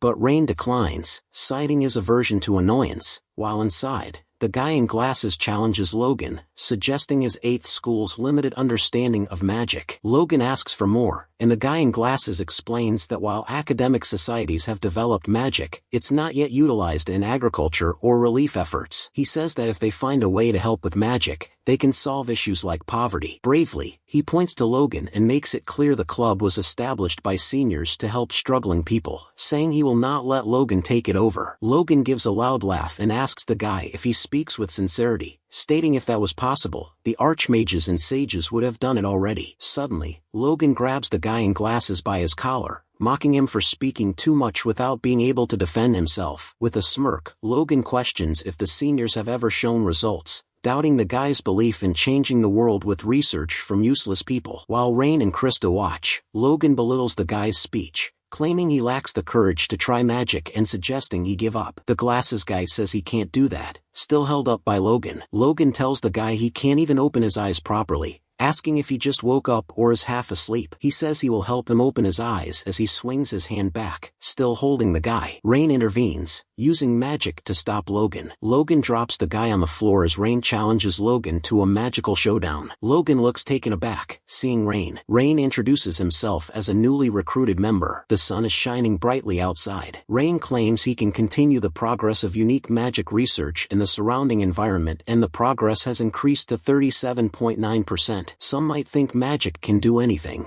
but there are more things that it can't do. In Rain's flashback, Lista says that if they create an oasis in the desert, they can help travelers. She turns to Rin and asks him a favor to cast a few spells for her, which anyone can learn and use. Magic that can help people in dire situations, that can make people's lives easier. Lista had wanted that kind of magic. She had asked Rin to make the magic with his own hands. Questioning about the newly recruited member, Logan, smirking, turns towards Rain and then notices Krista standing by the door as well. Logan mocks Rain as a low-class mage, apologizing for his careless words and sarcastically claiming he was greeting Rain as a disciple of the 8th school. He mentions to Rain if he just spoke about the magical showdown and asks if he heard it wrong. Rain firmly tells Logan he heard it correctly and tells him since he seems eager, Rain offers to be his opponent. Logan laughs and asks Rain if he is really confident he can defeat him. Rain also laughs back and asks Logan if he is feeling nervous, saying he offers to not use any combat magic, shocking Krista. Rain asks Logan if that's not enough and says he will only use the magic developed by the club, just 3 spells. Looking bewildered, Logan asks Rain if he is serious, and Rain says he might lose if he does that. Hearing this, Logan bellows with laughter while Krista screws her face in worry. Still laughing, Logan asks Rain if he is aware that it takes 3 days for membership approval. He explains that the magical showdown will only be arranged on a personal basis, prompting Rain to ask him to get to the point. Logan says he will leave the club if Rain wins and also drive the other troublemakers away. Logan adds that if he wins, Rain will have to submit a withdrawal letter. Logan tells Rain to use the reason that he encountered Logan, felt him an insurmountable wall, and withdrew if he loses. At that moment, Krista walks in and questions Logan if he will just give up a mere club, causing Logan to tell her not to butt in as an outsider. Rain also tells Krista to stay out of their matter while she says she doesn't understand anything happening. Rain confidently declares that he is going to win anyway and tells Logan to decide the date and time. Logan laughs and asks Rain if he really accepts the conditions. He says that he will arrange for a professor to be present as a judge. Claiming there's no reason to postpone, Logan tells Rain they will battle tonight at 6 o'clock at the Dragon's Lair. With an evil smile, he tells Rain he will see him later. Smirking, Logan walks away claiming he made a huge catch and that the professors and elders will love it. Rain and Krista stay silent. Looking excited, Logan says it will be an amazing day. Looking grim, Krista questions Rain if he knows his place, entering the magic duel like that. Rain jokingly says he is a freshman at Delayton University, causing Krista to tell him to stop fooling around. While Rain checks out the books, Krista gives him a cold stare. Finally, Krista turns to the door and tells Rain to do whatever he wants, claiming she was stupid to worry. Rain asks Krista why she is angry. The guy, picking up his glasses, tells Rain he did something nonsensical, reminding him that Mage House descendants never participate in magic duels. As the guy puts back on his glasses, Rain notices his ring,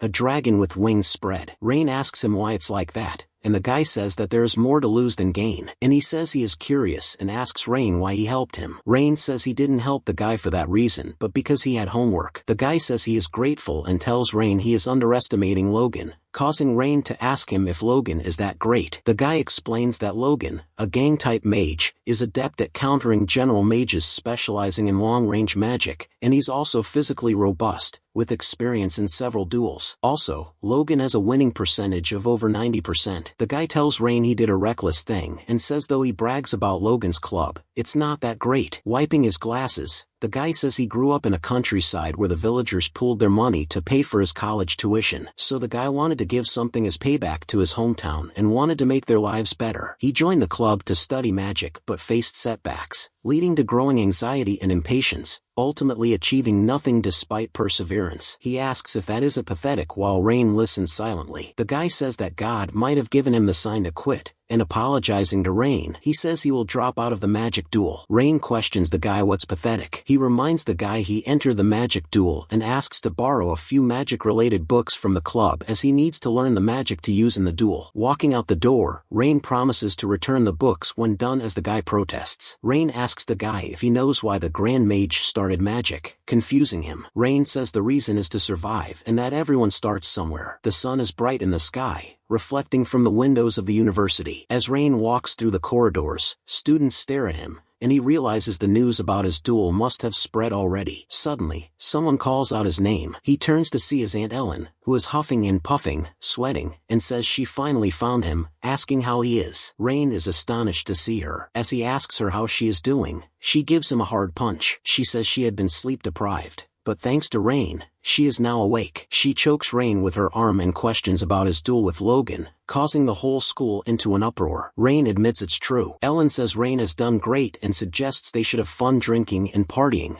while Rain yells in pain trying to free his head. She lets go of Rain's head and turning away says if he gets hit by Logan, it will hurt a lot and tells him to stop whining. She becomes silent, and Rain turning at her asks her if she came there because she was worried about him. Ellen bellows at Rain that she isn't worried about him and tells him he needs to be hit by Logan to come to his senses. Saying so, she storms off, looking pissed. Rain mutters an apology to his aunt, confident he won't bring shame to their family. Ellen tells Rain, even though he didn't mean to, he has already put their family's honor at stake and says in the worst case, he can be expelled. Rain says he was getting annoyed by people for calling him a useless prince. Ellen turns back and smiling tells Rain they should now go all the way now. She reminds Rain he has the Ludwig family's name on his shoulders and tells him to not let anyone crawl up to his level and show them what he is made of. The whole school is gathered and in the middle of the pit, Rain and Logan stand facing each other. Logan has a smirk on his face. Rain is looking serious as he reflects on his aunt's words, claiming he has been planning that from the start. Inside the school, there is a major outburst among the students, some confused about what is going on. They start rushing outside while others question where they are going. The students arrive at the dragon's lair where the useless prince and the muscle-brained idiot are about to fight. Professor Owen, his hands crossed, stands in silence. Professor Caroline walks in, asking Owen who he will support, the fellow student from the same school. Owen declares that status, bloodline, and academic background don't matter to him and says he will cheer for whoever is stronger. Caroline laughs, calling Owen naive. Thean will be the judge for the magic duel. As the magic duel is officially approved by the school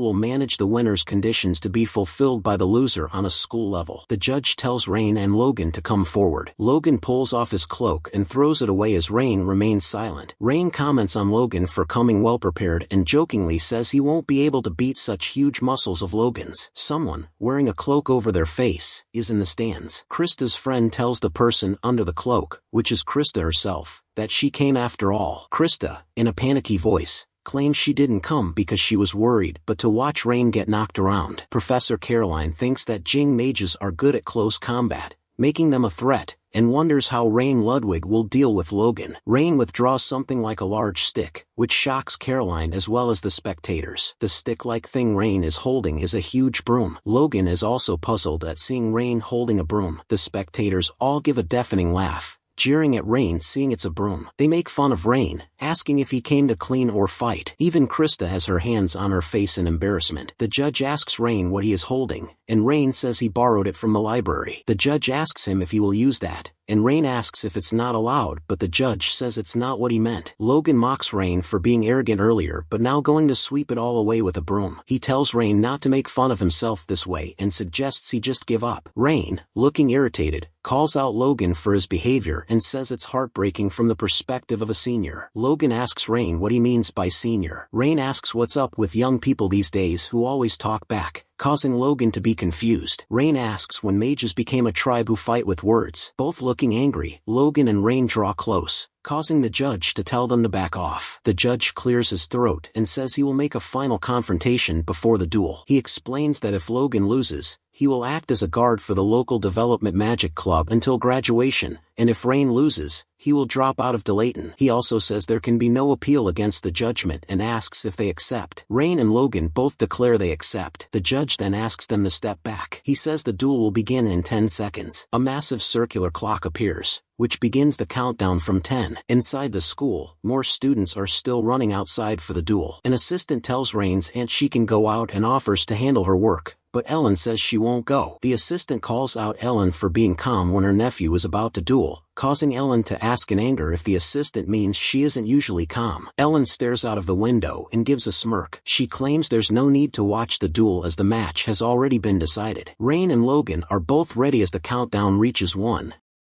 The referee signals Rain's and Logan's duel to begin. Without delay, Logan launches into attack, telling Rain to watch carefully, saying if he drops out, he won't get another chance. Logan uses the Chihak secret technique and activates physical enhancement. Krista's friend, spectating this, thinks Logan is trying to end it in one blow. Logan's body seems to have transformed, his eyes glowing and muscles tightened up. Rain acknowledges Logan's activation speed and comments that the magic can break bones or rupture internal organs if it goes wrong. Professor Caroline watches with interest, deeming Logan the top student of Chihak school as expected. Rain grabs onto the broom's handle, his eyes closed. Logan smirks, saying he will finish Rain off in 10 seconds. Rain sighs and takes a long breath as Logan pushes himself off his feet, flying towards Rain. Krista and her friend watch in shock while Rain stands firmly. Logan's punch is very close to Rain, while Rain is standing with his eyes closed. Logan thinks Rain is unable to move, and even if he moved, the result would be the same as his punch nears. He reveals physical enhancement provides both offense and defense, creating a wall of magic on the surface of the body, which explodes at the point of impact to damage the opponent. Logan's punch glows red with power as he deems Rain can't stop it, aiming to end it with one shot. He hopes to crush the annoying face of Rain's. Reacting, Rain swings the stick he holds like a helicopter's blades, which stops Logan's punch. Logan's eyes turn to shock, and Rain swiftly swings the stick, rotating on the spot. Flashing his eyes, he smacks the stick onto Logan's stomach with full force. The power of the force sends Logan flying backward. The guy with glasses,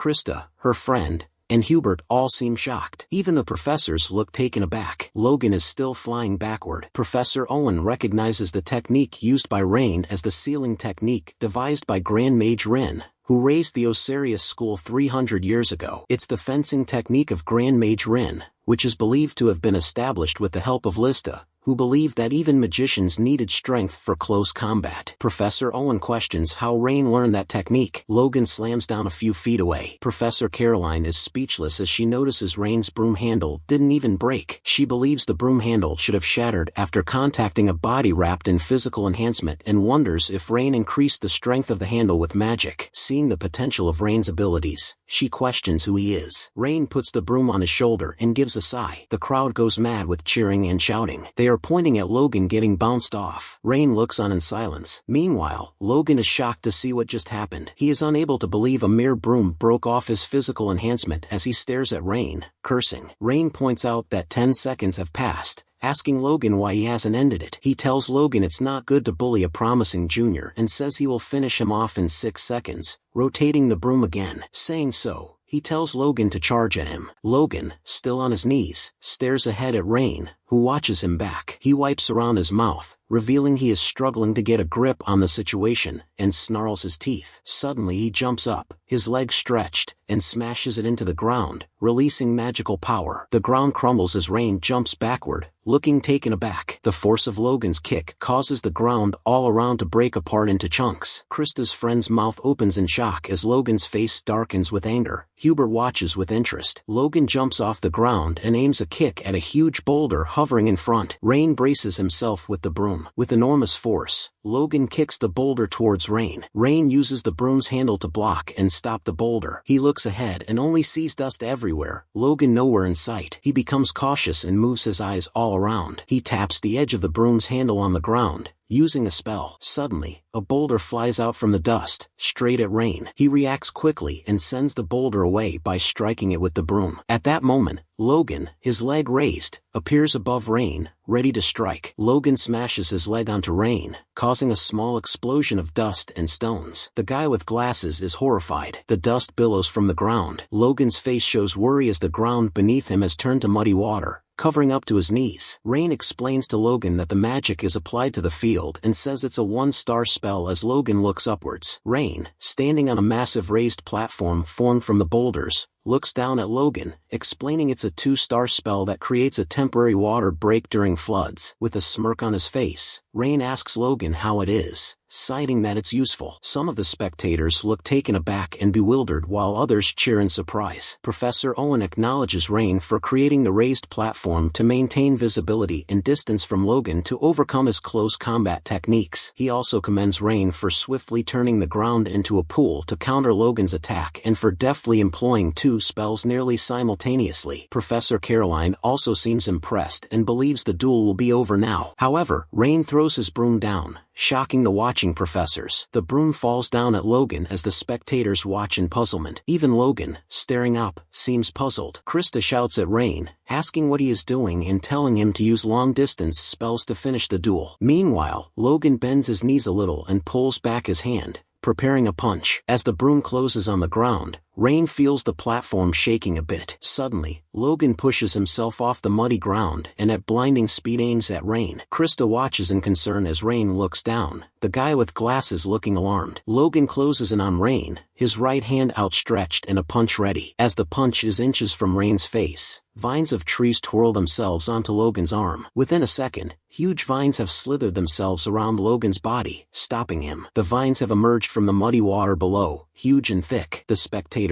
are all bewildered as Rain explains its magic that breathes life into dead plants. Logan is unable to move, his body bound by the vines, and Rain says that the spell's duration is only 10 seconds as sharp, pointy parts emerge from one of the vine. Logan realizes the broomstick must have turned into the plant, and his face shows clear struggle. Rain breaks off a small branch from the plant and says he only used 3 spells as promised. Looking down at Logan's angry face, he declares he will end it. Rain, holding the small broken branch, asks Logan if he should end it. Snarling his teeth, Logan curses hopelessly. Rain stares at Logan, who continues cursing, disapproving it ending like this. Logan doesn't want to lose so easily. The vines increase their pressure around Logan's body, who twitches in pain. Rain wonders if he used too much magic power and considers improvements to the spell since the vines are also sticky. He asks Logan if he feels pain, telling him not to worry. Giving a smirk, he tells Logan he will feel comfortable soon. He extends the branch closer to Logan's eye and continues grinning. Logan closes his eye in frustration. Rain gives a smack on Logan's face, causing Logan to give a pained look. After that, he turns and walks away, throwing the branch away. Logan shouts at Rain in anger, telling him to end it. However, still walking away, Rain declares it's already over. He tells Logan to shut his mouth after losing and suggests Logan live a better life. He makes the vines raise higher, still holding Logan immobile. Logan's face is blank from shock as he realizes for the first time the world of magic is a place where only the fittest can survive. The vines all crumble into pieces, freeing Logan's body. Rain raises his head, acknowledging that Logan managed to hang on quite a while, and claims it's a fairly practical magic. He also remembers that magic duels end only when one side surrenders or completely submits. Logan, now falling down, looks in confusion. Suddenly, something smacks his face, making him spit blood. Rain, who just snapped his fingers, declares that as the match ended earlier, he won't count the magic he just used as an attack. The audience is all speechless. His face bloody, Logan drops down and slams on his back on the ground, while Rain, turning, gives Logan a stare. The referee, starstruck at first, cracks a smile as he summons the mic, and he bellows out to the audience, announcing Rain Ludwig as the winner. The whole crowd shouts and cheers, with Krista looking pleased. Hubert turns away in disappointment,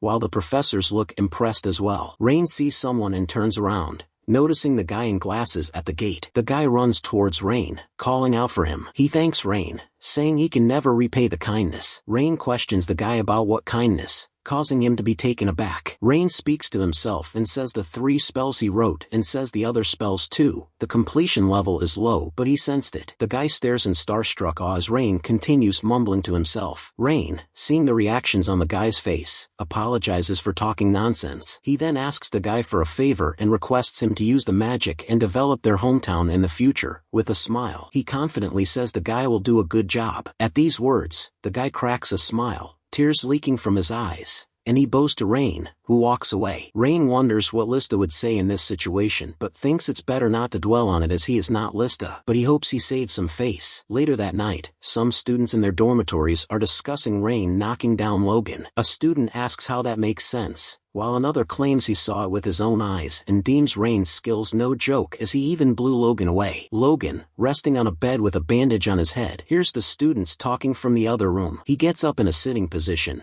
puts his hand on his head in pain, and groans a little. Professor Owen, standing near the wall behind, asks Logan how he feels after tarnishing his school's name. He stares at Logan while Logan nervously calls the professor Grandmaster. Professor Owen asks Logan his thoughts on tarnishing the reputation of his school, and Logan tries to reason. With a furious face, Owen shouts and snarls at Logan to address him as professor and asks if he forgot, startling Logan. Logan quickly bows and apologizes. Owen sighs and tells Logan to take a break, while Logan says Rain nearly beat him to death. Turning away, Owen tells Rain to stop pretending to be a genius, asking if he believes he can do anything just because he is famous. Logan says no. Owen asks him if he knows about Scalzi Ludwig. He explains the rumor the Leverton school students are talking about, which is that the old man exploited Rain for 3 years as an assistant, and the fact that Scalzi is a cold man who doesn't care, kept Rain under his wing for 3 years, means Rain's skills are real. Owen tells Logan that Rain will someday become a key figure of the magical world and tells him to be on his good side,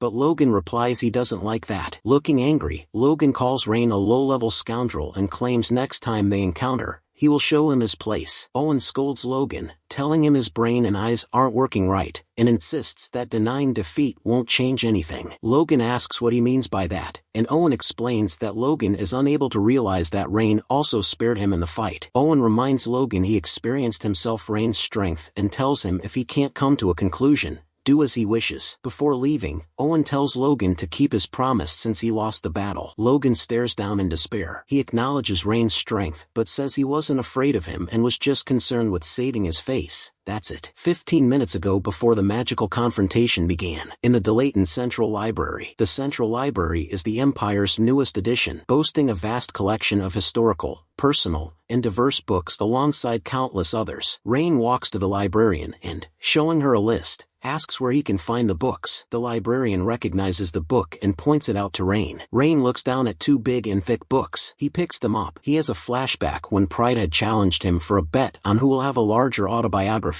Rin had told Pride what the point of self-driving cars was when they are all after money, and Pride had asked Rin if he is not confident in himself. Pride, laughing, had asked Rin if he is afraid because his opponent in the bet is the Dragon Priestess, and Rin, irritated, had agreed to the bet. Lista, who was training, had said she would bet on Rin. She would always encourage Rin. Rin had asked Lista why she bet on him and asked for a reason. Lista had laughed and said just because of this and that, and Rin had asked her if she is trying to back off now. Rin had asked Lista to speak out, and she had said because of her traditional lifestyle, she will live longer and that since Keese is the oldest in their group, her life would be shorter than his, and Pride won't be much different from them. And she had told Rin that since he is the youngest, he will live the longest from them, so he's likely to have the largest autobiography. She had expressed that naturally no one knows what the future holds and had hoped to be able to see Rin's greatness for herself one day. Now in the present, looking at the book, Rain points out he was the first one to die. The book, which is the autobiography of Pride, is the largest, and Rain congratulates her for winning. Rain picks up another book and notices Kisa's life story is a bit larger. In the first page of the book is written the life story and achievements of Kis Castle. Kis was praised as the saints of archers. He founded a school focused on drinking alcohol and archery and trained many students. As Rain reads further, he is surprised to learn that Kis also married and left descendants. Nevertheless, Rain is happy to know Kis lived a happy life. As he closes the book, he picks up the next book, Pride, the Priestess of Fire Dragon, and sitting down, he opens through its pages. He notices there are no remaining records of Pride. After 1168, Pride had led the Republic for a long time as a sorceress, but she had disappeared and appeared only after 1200, so the Association of Republic Sorceresses had declared her death. Rain wonders if Pride,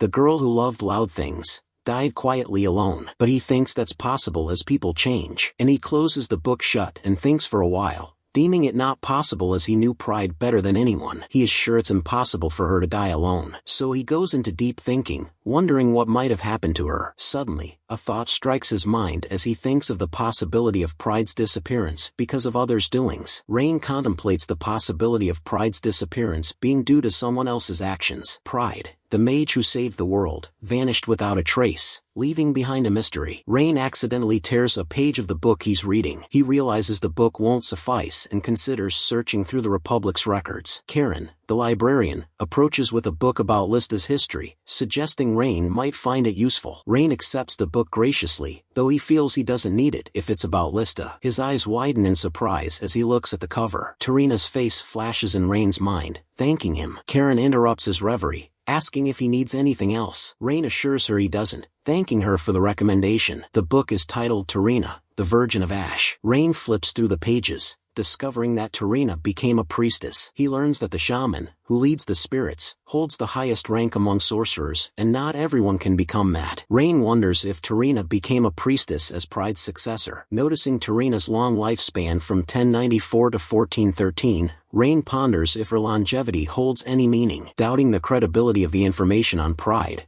Rain decides to seek out a book from the Republic. Realizing it's time for the magic duel, Rain wonders if he only needs to silence a certain person. He recalls his promise to the guy in glasses but admits he doesn't care much about it. Despite his indifference, Rain resolves to fulfill his promise and leaves the book with Karen. Grabbing his broom, Rain instructs Karen to ensure nobody borrows the book, promising to return in 15 minutes. Rain reassures Karen before heading out, determined to handle the impending confrontation. After concluding the duel with Logan, Rain hurries back to the library. Upon his return, he finds Karen frantically searching for something. Karen notices Rain and questions if he took the book with him earlier, but Rain denies it. Rain is taken aback when Karen reveals the book is missing. Karen explains that it's unlikely someone took it without checking out, as a magical alarm would have sounded. Rain trusts Karen's honesty and believes her. Karen apologizes for the book's disappearance, feeling responsible. Rain reassures her, suggesting they simply purchase another copy. Insisting on paying for the replacement, Rain asks Karen to order a new one and provide him with the receipt. Despite Karen's protests, Rain insists on covering the cost. Karen eventually agrees, as Rain touched by her sincerity. He expresses his surprise at finding such a person, prompting Karen to thank him. Later that night, Rain lies on his bed, lost in contemplation. Reflecting on the gratitude he's received, he initially assumes it's a waste of time, yet he's taken aback to find he doesn't feel disheartened by it. Wondering if his changed body or extended lifespan is to credit, Rain lets go of the thought. He acknowledges the strangeness of recent events. He left the book to Lista, but his memories flooded back and he attempted to explore Tarina's past. Her biography vanished, prompting Rain to wonder if Tarina could be involved. However, he deems it impossible, as Tarina is already dead. She had died hundreds of years ago along with Kis, Lista,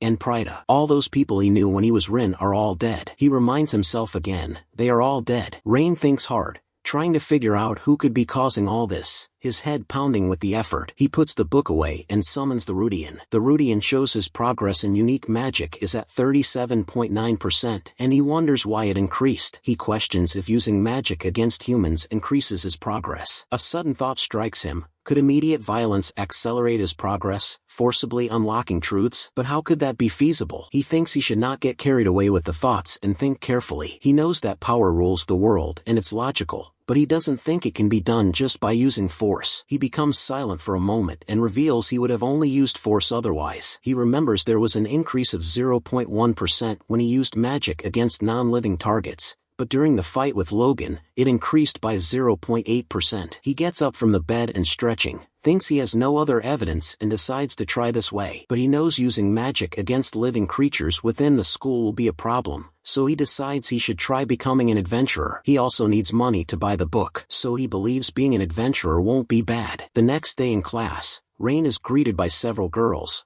all of whom show sudden interest in him, vying for his attention. An annoyed Rain firmly declares he has no intentions to remember their names or befriend any of them, urging them to move aside. Despite Rain's dismissal, the girls continue to smile and flirt with him. Two other guys in the class snigger at Rain's situation, amused by his apparent deception of the girls. They mock Rain for flirting with the girls, commenting on his charisma, while Rain gives an irritated look. Just then, Krista arrives and addresses the girls, instructing them to clear her way. The girls comply with Krista's request, while one whispers to Rain if his real nickname is the Casanova as they walk away. Rain stares at the departing girl who has a dreamy expression on her face. Sighing, he calls for Krista, who sternly tells him not to talk to her. Astonished by Krista's behavior, Rain asks why she is angry, to which Krista coldly reminds him not to talk to her. Krista states she doesn't care anymore, referencing their previous conversation. Wondering if Krista's anger stems from the duel, Rain agrees they aren't friends or anything more. Krista snaps the book shut, stating she isn't angry, rather finding the duel quite satisfying. Turning to Rain, she advises him to show his real strength and walk with confidence,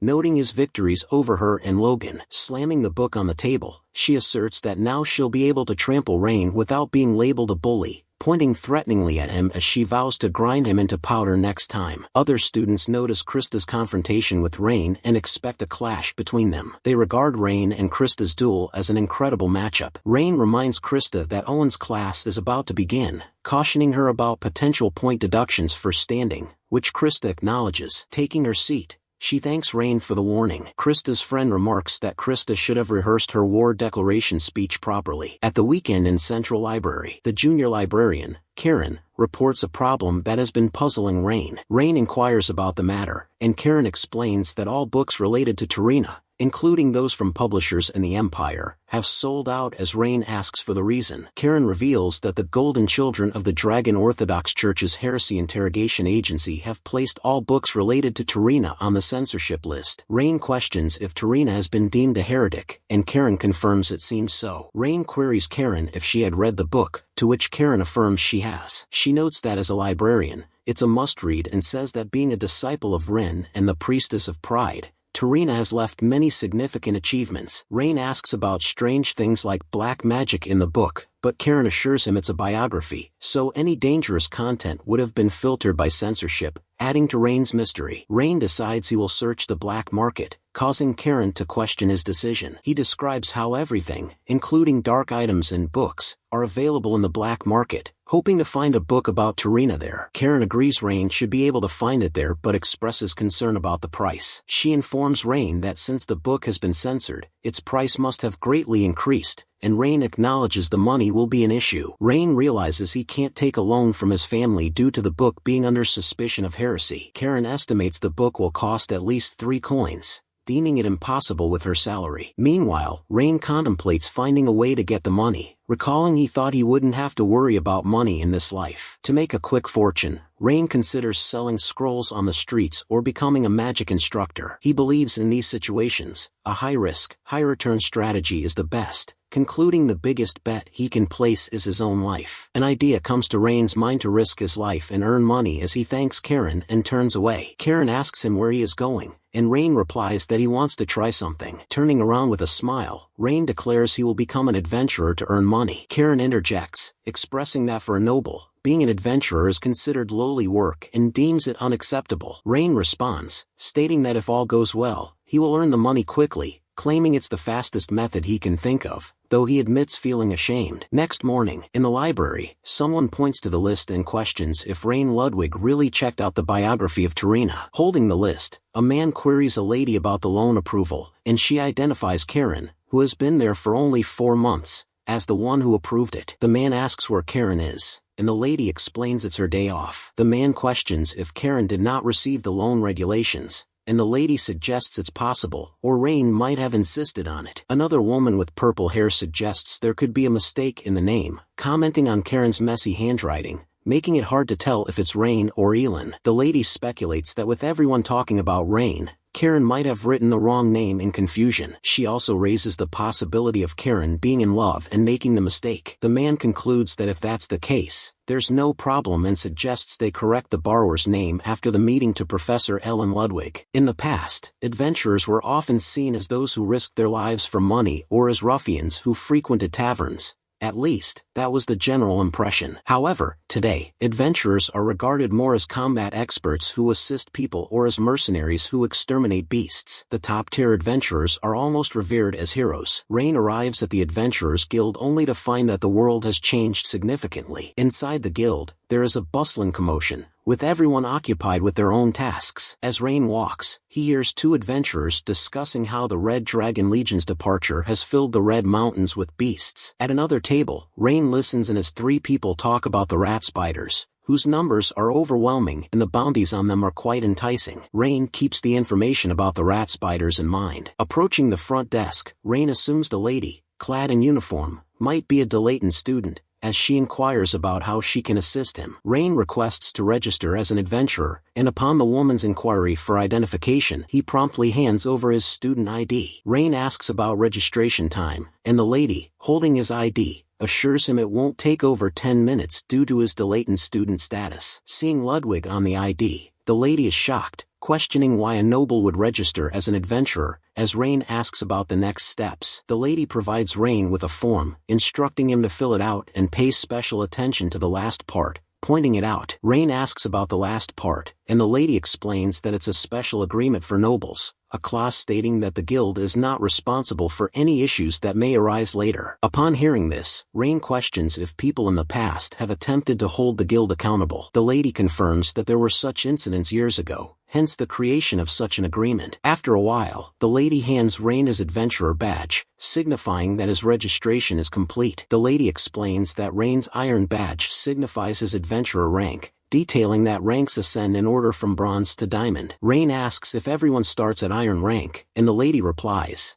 not necessarily. She stresses skills and experience's importance before becoming an adventurer, noting mages' rank correlation with their adventurer grade, a point Rain acknowledges. The lady informs Rain he skipped the ranking test, resulting in his iron rank, which he acknowledges. She offers Rain more information, but he declines, thanking her before walking away. The lady bids Rain to take care and reminds him that as his rank increases, the range of tasks available to him will expand. With a grin, Rain looks at his badge, acknowledging his qualification to receive bounties for eliminating beasts, allowing him access to dangerous areas. He reveals he has only 44 silver coins, and decides to hunt the rat spiders he overheard people discussing. Observing the notice board, Rain notes the bounty of 2 silver coins per spider, assuming they must be weak. He resolves to catch as many as possible to earn more. With determination, he heads out to the Red Mountains. Dragon's Peak. Rain gazes up at the mountain from the entrance gate, noticing significant changes. As he proceeds, he finds the market bustling with people and traders. It's now overrun by monsters after the departure of the dragons who once managed the place. While walking, a trader offers Rain a potion to purchase, but he declines. After a while, Rain's attention is drawn to something. He notices the stone stairs leading to the shrine of the fire dragon are still intact and well maintained. As he stares up, memories of his previous life with his companions flash before his eyes as he recalls their ascent up these stairs. Thinking of pride, he murmurs about the greatness of the stairs, reassured that his hometown is safe. Stretching his back, Rain prepares to rid the land of pests. At that moment, someone nearby calls out to Rain. A smiling guy asks Rain if he is a mage and encourages him not to hide. Rain responds he wasn't hiding his mage status, pointing out his attire gives it away, and advises the guy not to show off, earning a sharp retort to shut up. The guy invites Rain to join his party, stating their need for a mage. Rain inquires about the party, prompting the guy to introduce its members. He introduces a giant named Bart, a reliable silver rank frontline fighter, who towers over Rain. Rain points out Bart's non-human appearance, likening him more to a monster, but the guy defends Bart,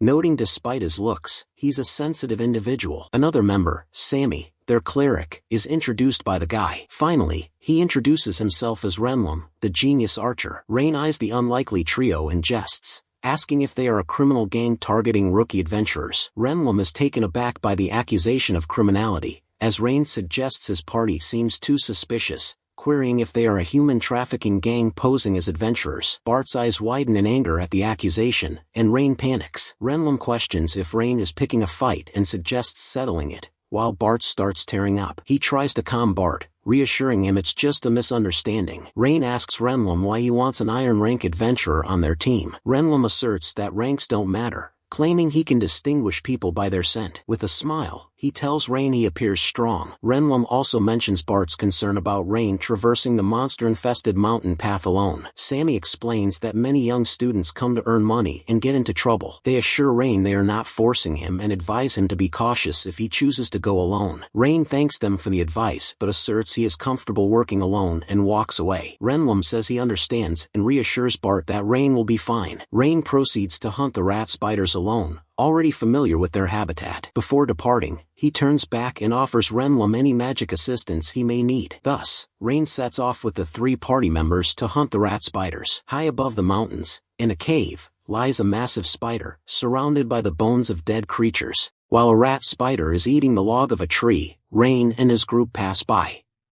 They have been walking for a while and haven't spotted any of the rat spiders, so Rain asks if it even exists. Bart tells him the creatures are very fearful and don't appear in front of humans. He tells Rain that the bite marks on the trees are left by the rat spiders and are nearby. Bart asks Rain if he is fine with splitting the profits equally between them, which Rain agrees to. While Rem is observing the area, Sammy asks Rain if he knows about the nature of rat spiders. Rain tells Sammy he doesn't and asks about them.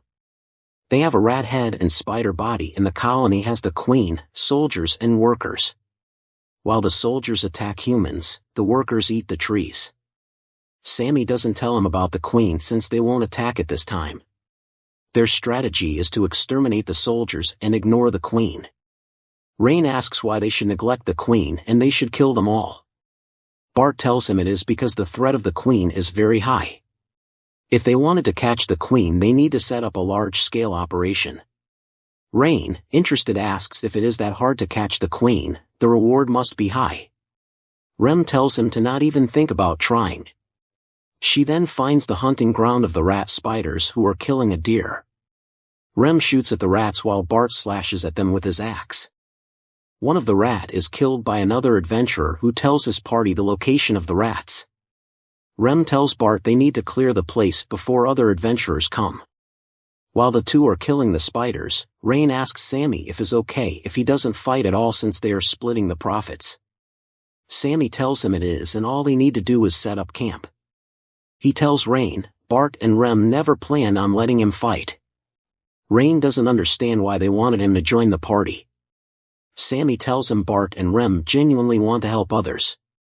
They were like that for Sammy too. The moment they heard he needed money for exams, they included him in the party. Sammy continues that Rem and Bart have more money than they need but still help others. While he is with them, he can feel the love of God. Rain asks him if it is like unconditional love. Sammy feels a sense of solidarity which can't be explained by God or religion. He says it is like feeling of wanting to be together as humans. The days they spent together was very fun, which fills Sammy's heart to the brim. Sammy apologizes for his rambling, but Rain, smiling, tells him it is nice to travel with someone as he remembers his past companions. Rain remembers about Troina and asks Sammy about her. Sammy does know about the Witch of Ashes. Rain asks if Troina got taken by the church for heresy. Sammy says it seems like she did, but also maybe not. While they are taking, an adventurer is attacked by a huge rat spider. He screams so loudly all the other adventurers hear him. The ground is shaking while it is walking towards the other adventurers, and Rem asks if it is for real. It is the queen rat spider. They all look at the rat spider in horror. Sammy tells Rain it is twice the size of a normal queen and there is no record of this. Rem says it is because the queen was left alone for too long, The queen roars very loudly, which makes the adventurers run away in fear. Bart tells them to not run away and to face it head on. Sammy notices the normal rat spiders and tells the others they need to retreat, because when the queen appears, the rat spiders get into groups of 6 and get aggressive. The rats attack the adventurers. While Rem is shooting at the rats, she remarks that the rookies are no good. Bart tells Rem it is useless to fight the minions and they need to aim for the queen. Rem tells Sammy to take care of the rookies while Rain protects him. Rem shoots 3 arrows at the queen, which hits it on the eyes. Rain notes it is Kai's simultaneous precision shot. The small rats try to attack Rem but gets slashed away by Bart to Rain's amazement. Bart jumps at the distracted queen and slashes it on the head. The other adventurers think that Bart killed the queen, but Rain notices something. Rain warns Bart to move away, and if he gets touched, he will die. As the queen releases some sort of black liquid, Bart jumps away. The spider is still moving and removes Bart's axe from its head. Bart remarks that the axe melted. The spider takes out its useless eye and throws it away. To Rem's shock, it starts to regenerate. Rem is still fighting the normal rats and yells at Bart to run. The queen bites Bart's arm and he screams in pain. Rem is still being attacked by the normal spiders and shoots an arrow at the queen, which distracts it. Rem angrily asks if the queen is ignoring her. She is then swarmed by more rat spiders. Sammy tells Rain he is fine and to join the attack. When he calls out to Rain, Rain doesn't reply. Rain is looking at the queen with horror. He notes it is poison. He has no doubt about it, but it is the poison from his past life. He looks around in horror. Since there is a black mage nearby who enhances the queen and is close, Sammy tells Rain to snap out of it. Sammy can't use attack spells and the only one left who can attack is Rain. Sammy requests Rain to fight because he doesn't want to lose his comrades. Rain looks at Rem and Bart. Gritting his teeth, he asks Sammy how much they will get for killing that monster. Sammy tells him it should be about 20 gold coins. Rain says 20 gold coins isn't that bad and blows up the arrow.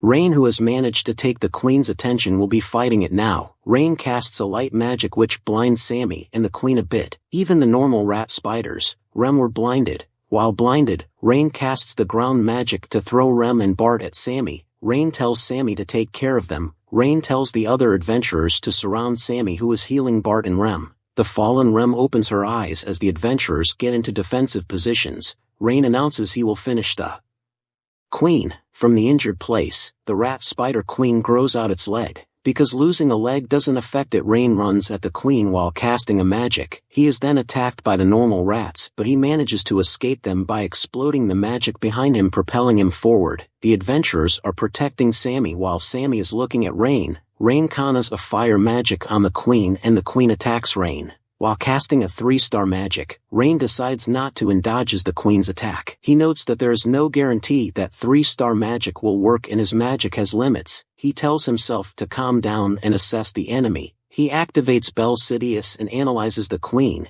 He sees that it is enchanted with 3-star dark magic. Rain then gets attacked by more rat spiders and uses his magic to climb the tree. The concentration of the dark poison is also high, and with his body, he won't be able to withstand it. If Rain can't intercept it with Bel Sidious, he will have to use 4-star magic. That would be reckless, and if he fails, it will be over. The risk is also high since the dark mage could be nearby. While thinking about what he should do, Rem stands up. Sammy tells Rem to lie down quickly since her bleeding is severe. Rem tells him she is fine and leaves Bart to him. She runs at the rat spiders and tells the others to take care of the small fry. While Rain is still thinking what he should do and they might need to retreat for now, the eyeball of the queen comes flying at the tree where Rain is. He wonders what that is and looks at the queen. To his horror, the queen is throwing its own children at him. He dodges it and falls to the ground. The queen then tries to attack Rain, but he raises the ground to block it. The enraged queen and Rain are staring at each other. While that is happening, an arrow hits the queen's eye. Rain looks at the direction of the arrow and the queen takes out the arrow. Rem reminds it she told it to not ignore her. The queen shifts its focus on Rem. Still injured, provokes the queen and queen screams and runs at Rem. Sammy, concerned, yells at Rem to run away quickly. Rem notes it isn't time to run yet and she has to endure while Rain casts a spell to stop the queen. Rem takes out a knife and tells Rain to get a hold of himself as she throws the knife, which hits the queen's eye. The damage is significant enough for the queen to fall down, and Rem asks Rain if he will be able to take care of it. Rain stays calm and hides behind a rock and can handle it without being noticed. He starts to cast magic, putting all his focus on it. Rem is starting to get dizzy while running and dodging the queen's attack. She is getting exhausted and hopes he can get a little more strength. She can't get any more strength and gets hit really hard by the queen. Sammy tries to go to Rem but is stopped since it is dangerous. While that is happening, Rain is still casting his magic. Sammy runs at Rem, who is still smiling looking at the queen. Rain starts to bleed because of his magic. When the queen tries to attack Rem, she gets carried away by Sammy. This surprises the adventurers and the queen. Sammy scolds Rem, telling her they need to get back alive, all of them, together so they can keep smiling. He tells her to stop doing reckless things as he heals her. Then Rem apologizes and tells Sammy when they return, he will have to write a reflection paper, which he will. Rem stands up and the queen tries to attack them again. As it is about to attack, Rain's magic activates and a huge fire blazes, surrounding the queen, separating Rem and Sammy from it, and this is the reach of the spell. This surprises Rem and Sammy. Rain's magic circle is in the shape of 4 layers of triangles. Bind of the magic circle then activates. The fire is on the queen, burning alive. The runes he inscribed are angle, rule, bind and scatter, and the mathematical equations include 14 polynomials and 7 rational functions. The fire is killing the rat spiders as the adventurers look in awe. Rain completes his coordinate equation, power equation, while the queen is being burned alive. Scatter activities as it blows up in the area of the queen. The rat spider is being burnt in a huge blaze of fire. The fire is so strong that it makes the bystanders fly away too while Rem and Sammy take cover. It is strong enough to change the color of the sky to red and be seen from a distance. After the fire stops, Rem and Sammy look at the rat spider but find it burnt to a crisp. Everyone there is stunned seeing that. Rain, tired from the magic, calls himself pathetic because in his last life, he could use it 7 times in a row without problems. The rat spider's remains is blown away by the wind. As the queen dies, the other rat spiders return to their normal state and run away. The adventurers are going after the remaining rat spiders and won't let a single one get away. Sammy runs towards Bart while Rem looks at the remaining corpse of the rat spider. She can't believe such a monster was dealt with a single blow. Sammy goes to heal Bart and Rem finds herself feeling dizzy. Rem asks how Bart is and Sammy tells her Bart will recover without any major issues. Bart wakes up and asks Rem if she is okay. Rem assures him she got necessary treatment and will be fine. She tells him to not worry about it since they had bad luck with the matchup this time. She doesn't find the regenerating queen to make any sense because even the Adventurer Guild's database didn't have that information. Rem wonders who took it out in one shot and sees the unconscious Rain. Rem goes to Rain concerned and Sammy tells her to not shake him and let him have a look. Sammy assures her it is magic overload and Rain will be fine after some rest. Rem, noting Rain's mana ran out, thinks that the fire spell from earlier was his. Sammy tells her Rain used all his mana for that. Rem wonders why Rain hid behind a rock. The queen was fighting them so he didn't need any cover, and if he showed himself his name would have been known. Sammy tells her to worry about that later and to let him heal Rain. Rain in his sleep remembers when he was Rin telling the others to not mention his name. They ask him what he is saying. Now, he tells them to not record his name as a member of Hero's party and to tell the king the same. The man there doesn't understand since the king arranged that to honor his dedication to humanity and asks if he hates them. Lista asks him if he joking again and to stop it. Rin tells them it isn't like that and he is just different from them. Pride angrily asks him what he is talking about. Rin says he isn't burdened with fate like Kai's or Freed, nor does he have a mission to accomplish like Lista. He set on this journey purely for personal curiosity and being there is a coincidence, so he doesn't deserve his name there just to tarnish their reputation. The three look at each other while he says that and Kai's pats him on the head.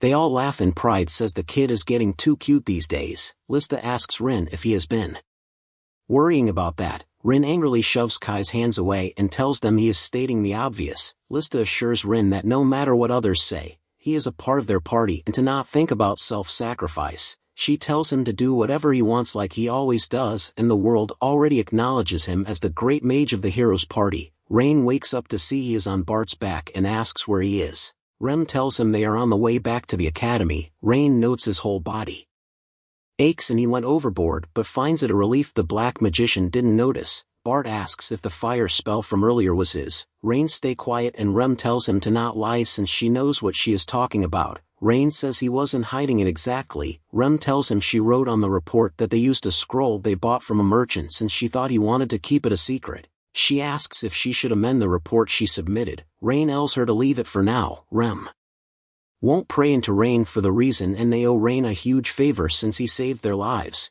Rain tells her he didn't do them a favor. Sammy suggests to give all the reward money to Rain which Bart agrees on. Rain asks why Rem is making such a face since it is his rightful share. Rem expected him to say he dedicates it to everyone who worked hard and distribute it fairly. Rain tells her to keep dreaming, to which everyone smiles to. Rain tells them that he was kidding and 5 gold coins are enough for him and to split the rest between them. Bart tells him he deserves the reward. Rain tells him to stop being so considerate and take what they need. Bart and Rain go back and forth on it and Rem butts in telling Rain that Bart and her want to become the best adventurers and to invest in connections by using the opportunity. Rain agrees it isn't a bad idea. Sammy asks if Rain asked about Tarina earlier. Sammy isn't certain but he heard it by chance that Tarina dabbled in black magic in his later years, shocking Rain.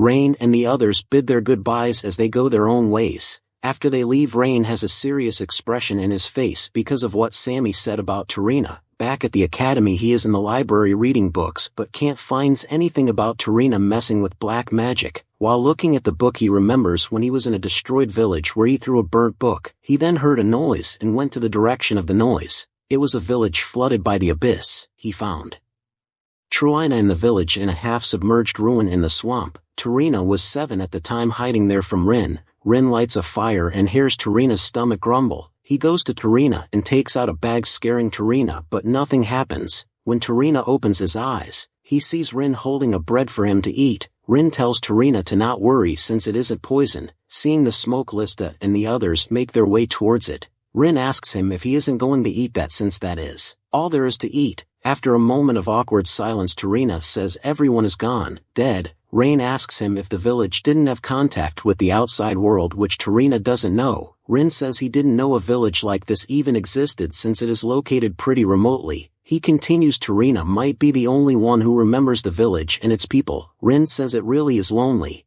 A life where no one remembers him as Tarina weeps. Rin asks him if he is okay with that since if he dies, the village will disappear. Tarina tells him he doesn't want that at all. Holding up the bread, Rin tells him to eat it then since he has to eat to survive. He tells Tarina to remember the people who live there because only he can do it now. Tarina takes the bread and eats it while weeping sorrowfully. Ever since that day Tarina followed him everywhere. Tarina had a talent for magic.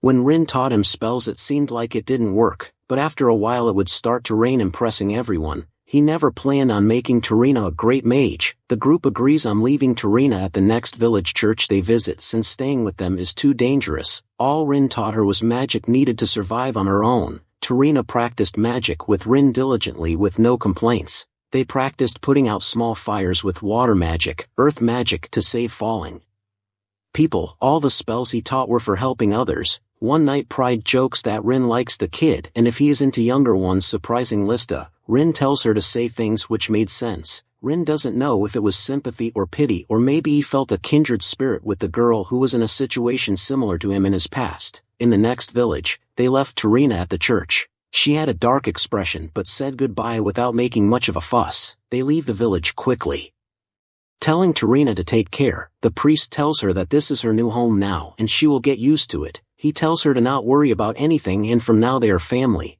Tarina says this isn't her home and they are not her family and her family is her master's as she casts a magic. One of the other priests enter the room telling the head priest that the admission process for the kid is done, but he sees the priest tied up in a pillar. He asks if the new kid did this and they need a search party. The head priest says it is fine and to let her go. The head priest told Tarina to untie him, then Tarina apologizes to him, telling him with a bright smile that she needs to be by her master's side. The head priest says youth is wonderful. Tarina calls out to Rin to his shock, telling him they should go together. She ran to them as fast as she could. Rin asks how she is there. Tarina tells them she escaped using the magic he taught her to his shock. She pleads him to take her with them and she won't cause any trouble. The group can't believe this as Lista smiles to Rin. Rin tells her they will take her but won't stay together till the end. He asks her if she hurt anyone with the magic she used. Tarina assures him she didn't and Rin reminds her to never forget that. Magic should never be used to hurt others. They then continued their journey with Tarina and their party. While traveling with them, Tarina began to blossom her talent. Tarina was a troublemaker but her talent was real. The others, recognizing Tarina's talent, guided her in various fields. Tarina learned all the new skills like a sponge soaking water, but sometimes she got ahead of herself, like seeing Lista destroy a rock with her fists, which she denied to do. Tarina improved a lot, and as she reached the level to take on powerful monsters, they officially welcomed her as a member of the party. One night, Lista, Pride and Rin brought Tarina new clothes to wear, while Rin brought a hat which she could wear after she is able to take it from him. They all laughed and had a good time. As their journey was reaching the end, Tarina managed to take the hat from Rin one day, shocking the others. In the final battle against the Abyss, Tarina was strong enough to be of great help, but Rin told her to stay back and not fight. When she tries to argue that decision, telling them they know her skills can help, Lista agrees with Rin to not take Tarina.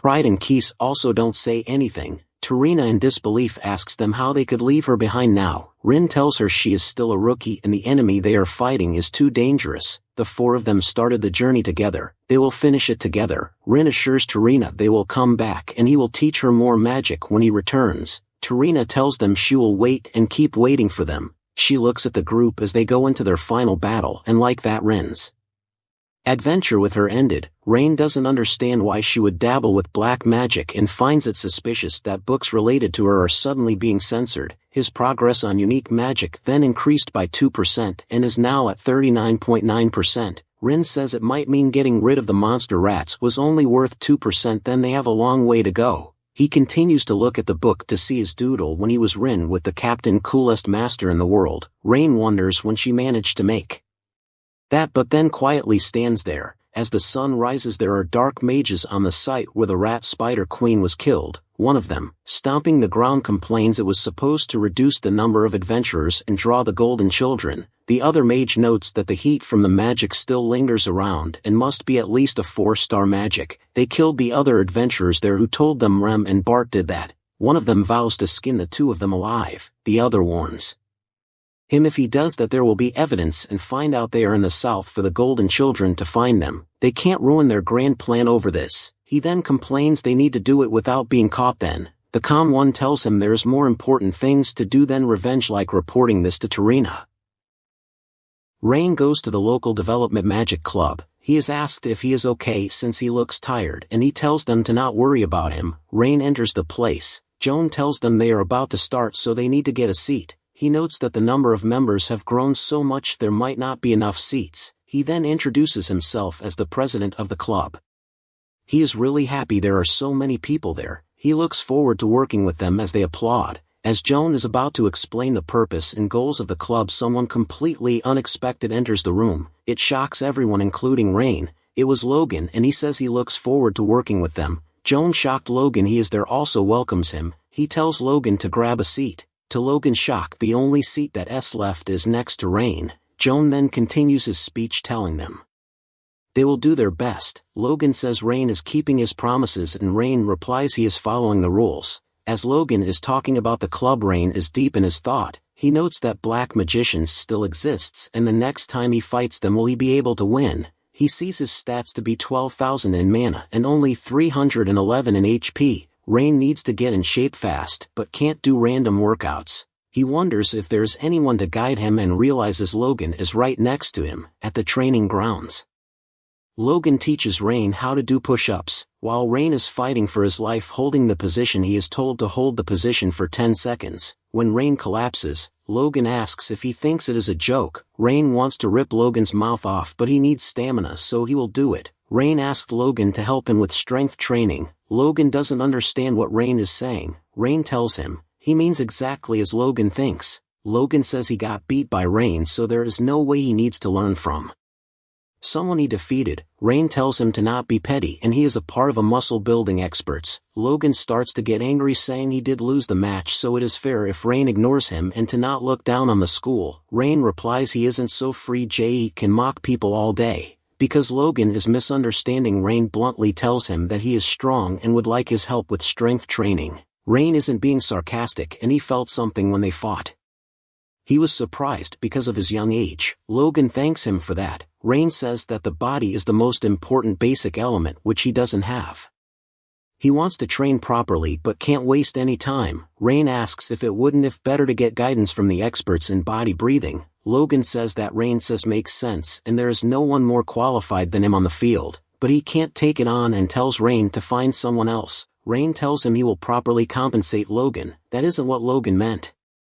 Logan is from the 8th school while Rain is from a mage family, so they are enemies, and there is no reason for enemies to help each other. To Rain's disbelief, Rain then calls Logan just for Logan to see Rain's finger there with a magic circle next to his head. Rain makes a bag sound but nothing happens. Rain tells Logan to consider himself lucky since if he was serious about that Logan would be dead. He asks Logan why he didn't kill him. Rain himself gives the answer that is because Logan isn't his enemy. He tells Logan they are students and not soldiers. The school isn't a battlefield but a place of learning. Rain asks how they can be enemies when they are peers exploring magic together. Logan didn't expect Rain to come up with such a solid argument and agrees with Rain. Rain tells the spaced out Logan it is over. Logan says Rain is surprisingly good at that. Logan thought Rain would give up quickly. On the ground, Rain asks if Logan finally sees that he is serious. Logan tells him to get to the next one and to get up. Rain asks Logan to help him up and Logan tells him to get up on his own. Rain's body won't move. Logan asks how he would know what a newbie's muscle felt like. Logan asks what others would think seeing enemies working together in the mage family and 8th school would point fingers. Rain asks Logan if his muscles are for show. He tells Logan if anyone talks shit to knock them out. Logan smiling says that is true as he helps Rain up. While hiding from their view, Professor Owen is proud of those two. Krista then notices the two of them together to her shock. She asks what they are doing there to Rain and Logan's annoyance. She asks if they are fighting again, which they deny. She asks what they are doing covered in sweats, then they tell her they are lifting. Logan then gives Rain magic protein to drink. Krista asks Rain if he is out of his mind and if Logan gaslit him. Logan, getting annoyed, tells her to shut up. They are having a meaningful moment there. Krista asks why Logan is all buddy-buddy with Rain now. Professor Owen comes up behind Krista telling her she is always so noisy. Krista is scared seeing Owen there. Logan asks why he is there. Owen tells them he was passing by and saw the monkeys gathering so he stopped by. He also has an announcement to give. Owen tells them he has bad news for them. The midterms will be starting in 4 weeks. Rain asks if that is the bad news since it is good to know when it is starting. Krista tells him in Delaton these aren't regular tests and are like rite of passage which separates those who move up and those who fail. Owen tells them the philosophy there is endless competition, which meant the ones who fall behind will be expelled. He warns them to be prepared. The scene shifts to Rain is in his room and checks what he needs to be prepared by. Then he looks at Rudy to see her glitching around and shining brightly. Rain then gets into a gray space as the light dissipates. He wonders where he is. Rudy shows him that his progress in unique magic has increased to 40%. As that happens, a new mana circuit opens. Rain's eyes start to shine. Upon opening the circuit, a mental barrier will be deployed with a 20-meter radius of him. In the mental barrier, the success rate of magic combinations using unique runes and formulas will increase by 33% and power by 66%. A rune is formed in Rain's hand. While Rain's current mana is 12,564, the mana required for casting is 20,000. The hand sign for mental barrier, Flowing World Honored One, is RA. Rudy then sends Rain back to his room. Rudy wonders if he got the mental barrier because he reached 40% proficiency in unique magic. Among the sages in history, only 2 have used this technique. This is a great for Rain. In the next scene, Rain bandages his hand to hide the seal and heads to the black market. He hasn't had a moment to breathe in the past few days and finds it relaxing to enjoy peace. He then bumps into someone and apologizes. The man says it is alright and they are cool. Rain recognizes the voice as Bart's. He sees Rem and Sammy are also there. Rain tells them it has been a while since he saw them and Rem tells him they saw each other just a few days ago. Bart picks Rain up and takes him with them. Rain tells Bart to put him down and let go. Rem says that this is the only way to go together since he is a busy guy. Rain tells her this is borderline kidnapping. Sammy tells him that they are getting commendation for taking down the rap spiders and Rain can't miss it since he is the main guy. Rem tells him to not complain since it will be quick and it is good to attend these things. She tells him it is a commendation from the Adventurer Guild's headquarters, surprising Rain. In the next scene they are at the Adventurers branch. There are people watching them. Everyone is excited to see Bart, Rem and Rain since he is the eldest son of the Ludwig family. Rain asks if it is worth all the commotion. Rem tells him it is because Bart is from one holy school and she is from the drunken archer school. She compliments Rain for taking down the monster in one hit. Rain mocks her saying maybe her skills including the school's founders aren't that great. Rem asks him if he wants to die. Bart tells Rain he and Rem fought countless enemies to reach silver rank and never thought they were lacking until they faced the queen. A person enters the area and the guards go stiff. Rain notices the crowd's commotion increases.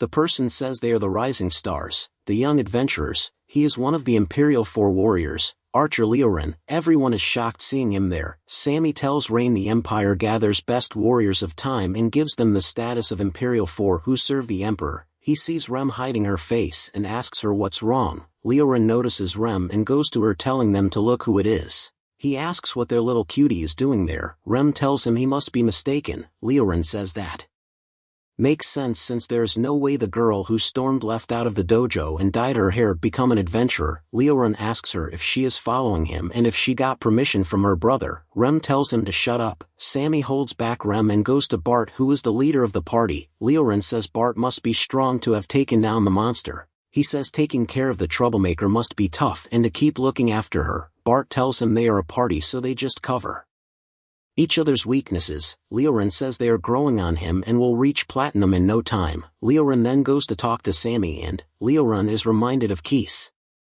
Leorin goes to Rain saying he is sure he has seen that face before. Leorin is sure he has seen the vibe of Rain's face before. He takes the paper about the information and sees his full name is Rain Ludwig and Leorin is excited. Rain is Skalji Grandpa's grandson. Now that he knows it, Leorin finds resemblance in Rain's eyes and his grandfather's eyes. Leorin is indebted to Rain's grandfather for a few things. As Leorin is talking, Rain thinks if Keese could talk he would sound something like Leorin.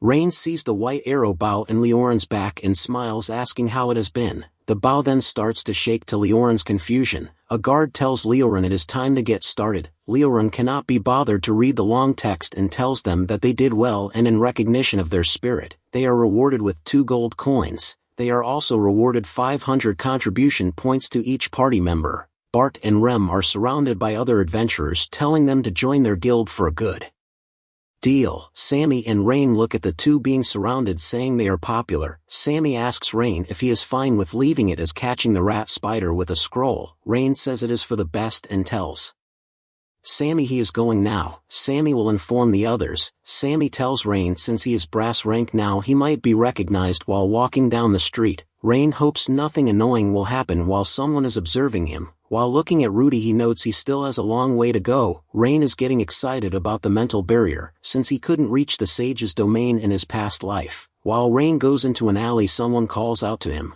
The man screams if Rain goes that way he can't get to the black market. The man tells Rain he didn't take the wrong path but because of various reasons, the black market merchants fled, which is why the black market shut down temporarily. The man introduces himself as someone from Magic Alliance and asks to borrow a moment of Rain's time. They go to a restaurant and the man orders chicken skewers and milk coffee and asks about Rain's order. Rain tells him to get to the point since he is busy. The man tells him to not be cautious and he isn't there to ask Rain why he is going to the black market. Rain wonders how he knows about going to the black market, but more importantly he notes the man has a pretty strong mana. The man introduces himself as Doran Slade and works in the Special Affairs Department of the Magic Alliance. Doran says when Rain's father was the president of the student council he was the secretary. Doran wants to assure Rain he is not a suspicious person and is in his side and is there to confirm a few things. Doran asks Rain if the magic that took down the queen was Rain's since there is no record of, Bart's party visiting magic shops recently. Even if they bought it in advance, there is no one selling it, and there are also not many 4-star mage capable of creating such a powerful scroll in the last 10 years. Dorian checked if Skalji Ludwig made something like that for Rain, but that wasn't the case, so there is only one conclusion. Rain tells him he isn't trying to hide it but is concerned about something. Dorian asks if he means the black magician. Rain wonders if he is fishing for info. The food arrives and Dorian asks if it is for 2 people instead of 1. Dorian tells him it is fine and will eat it all by himself. Rain prepares to leave and Dorian gets to the main point. Dorian asks Rain to work with him in the Special Affairs Department of the Magic Alliance. Rain tells him he is still just a student. Dorian tells Rain he wants Rain to join after he graduates. While Dorian tries to persuade him more, Rain isn't interested and starts to leave. Dorian tells him the Black Church is becoming more challenging nowadays and something big is coming. Dorian wants to believe if they prepare now they can stop it. Rain tells him he doesn't know what Dorian is talking about but will think about it. Rain asks him if someone expects him to fight them in this life too. Dorian tells Rain if he needs something from the black market to check out the VIP escort missions. During holiday, someone sits down on Dorian's table saying he got rejected. The woman heard the first years are called the Golden Generation but didn't expect Dorian of all people to go for the disaster prodigy. Dorian says Rain doesn't fit in with the Golden Generation and doesn't seem to have contact with Tarina and to look for other suspects. The woman asks if any of the Delayton rookies have a contact with Tarina. It is just Dorian's intuition and he should check the connection before they enter the school. Dorian wonders how anyone could say they belong to the Golden Generation and notes Kevin gave birth to a monster. Dorian has never been this scared of someone's potential before in his life.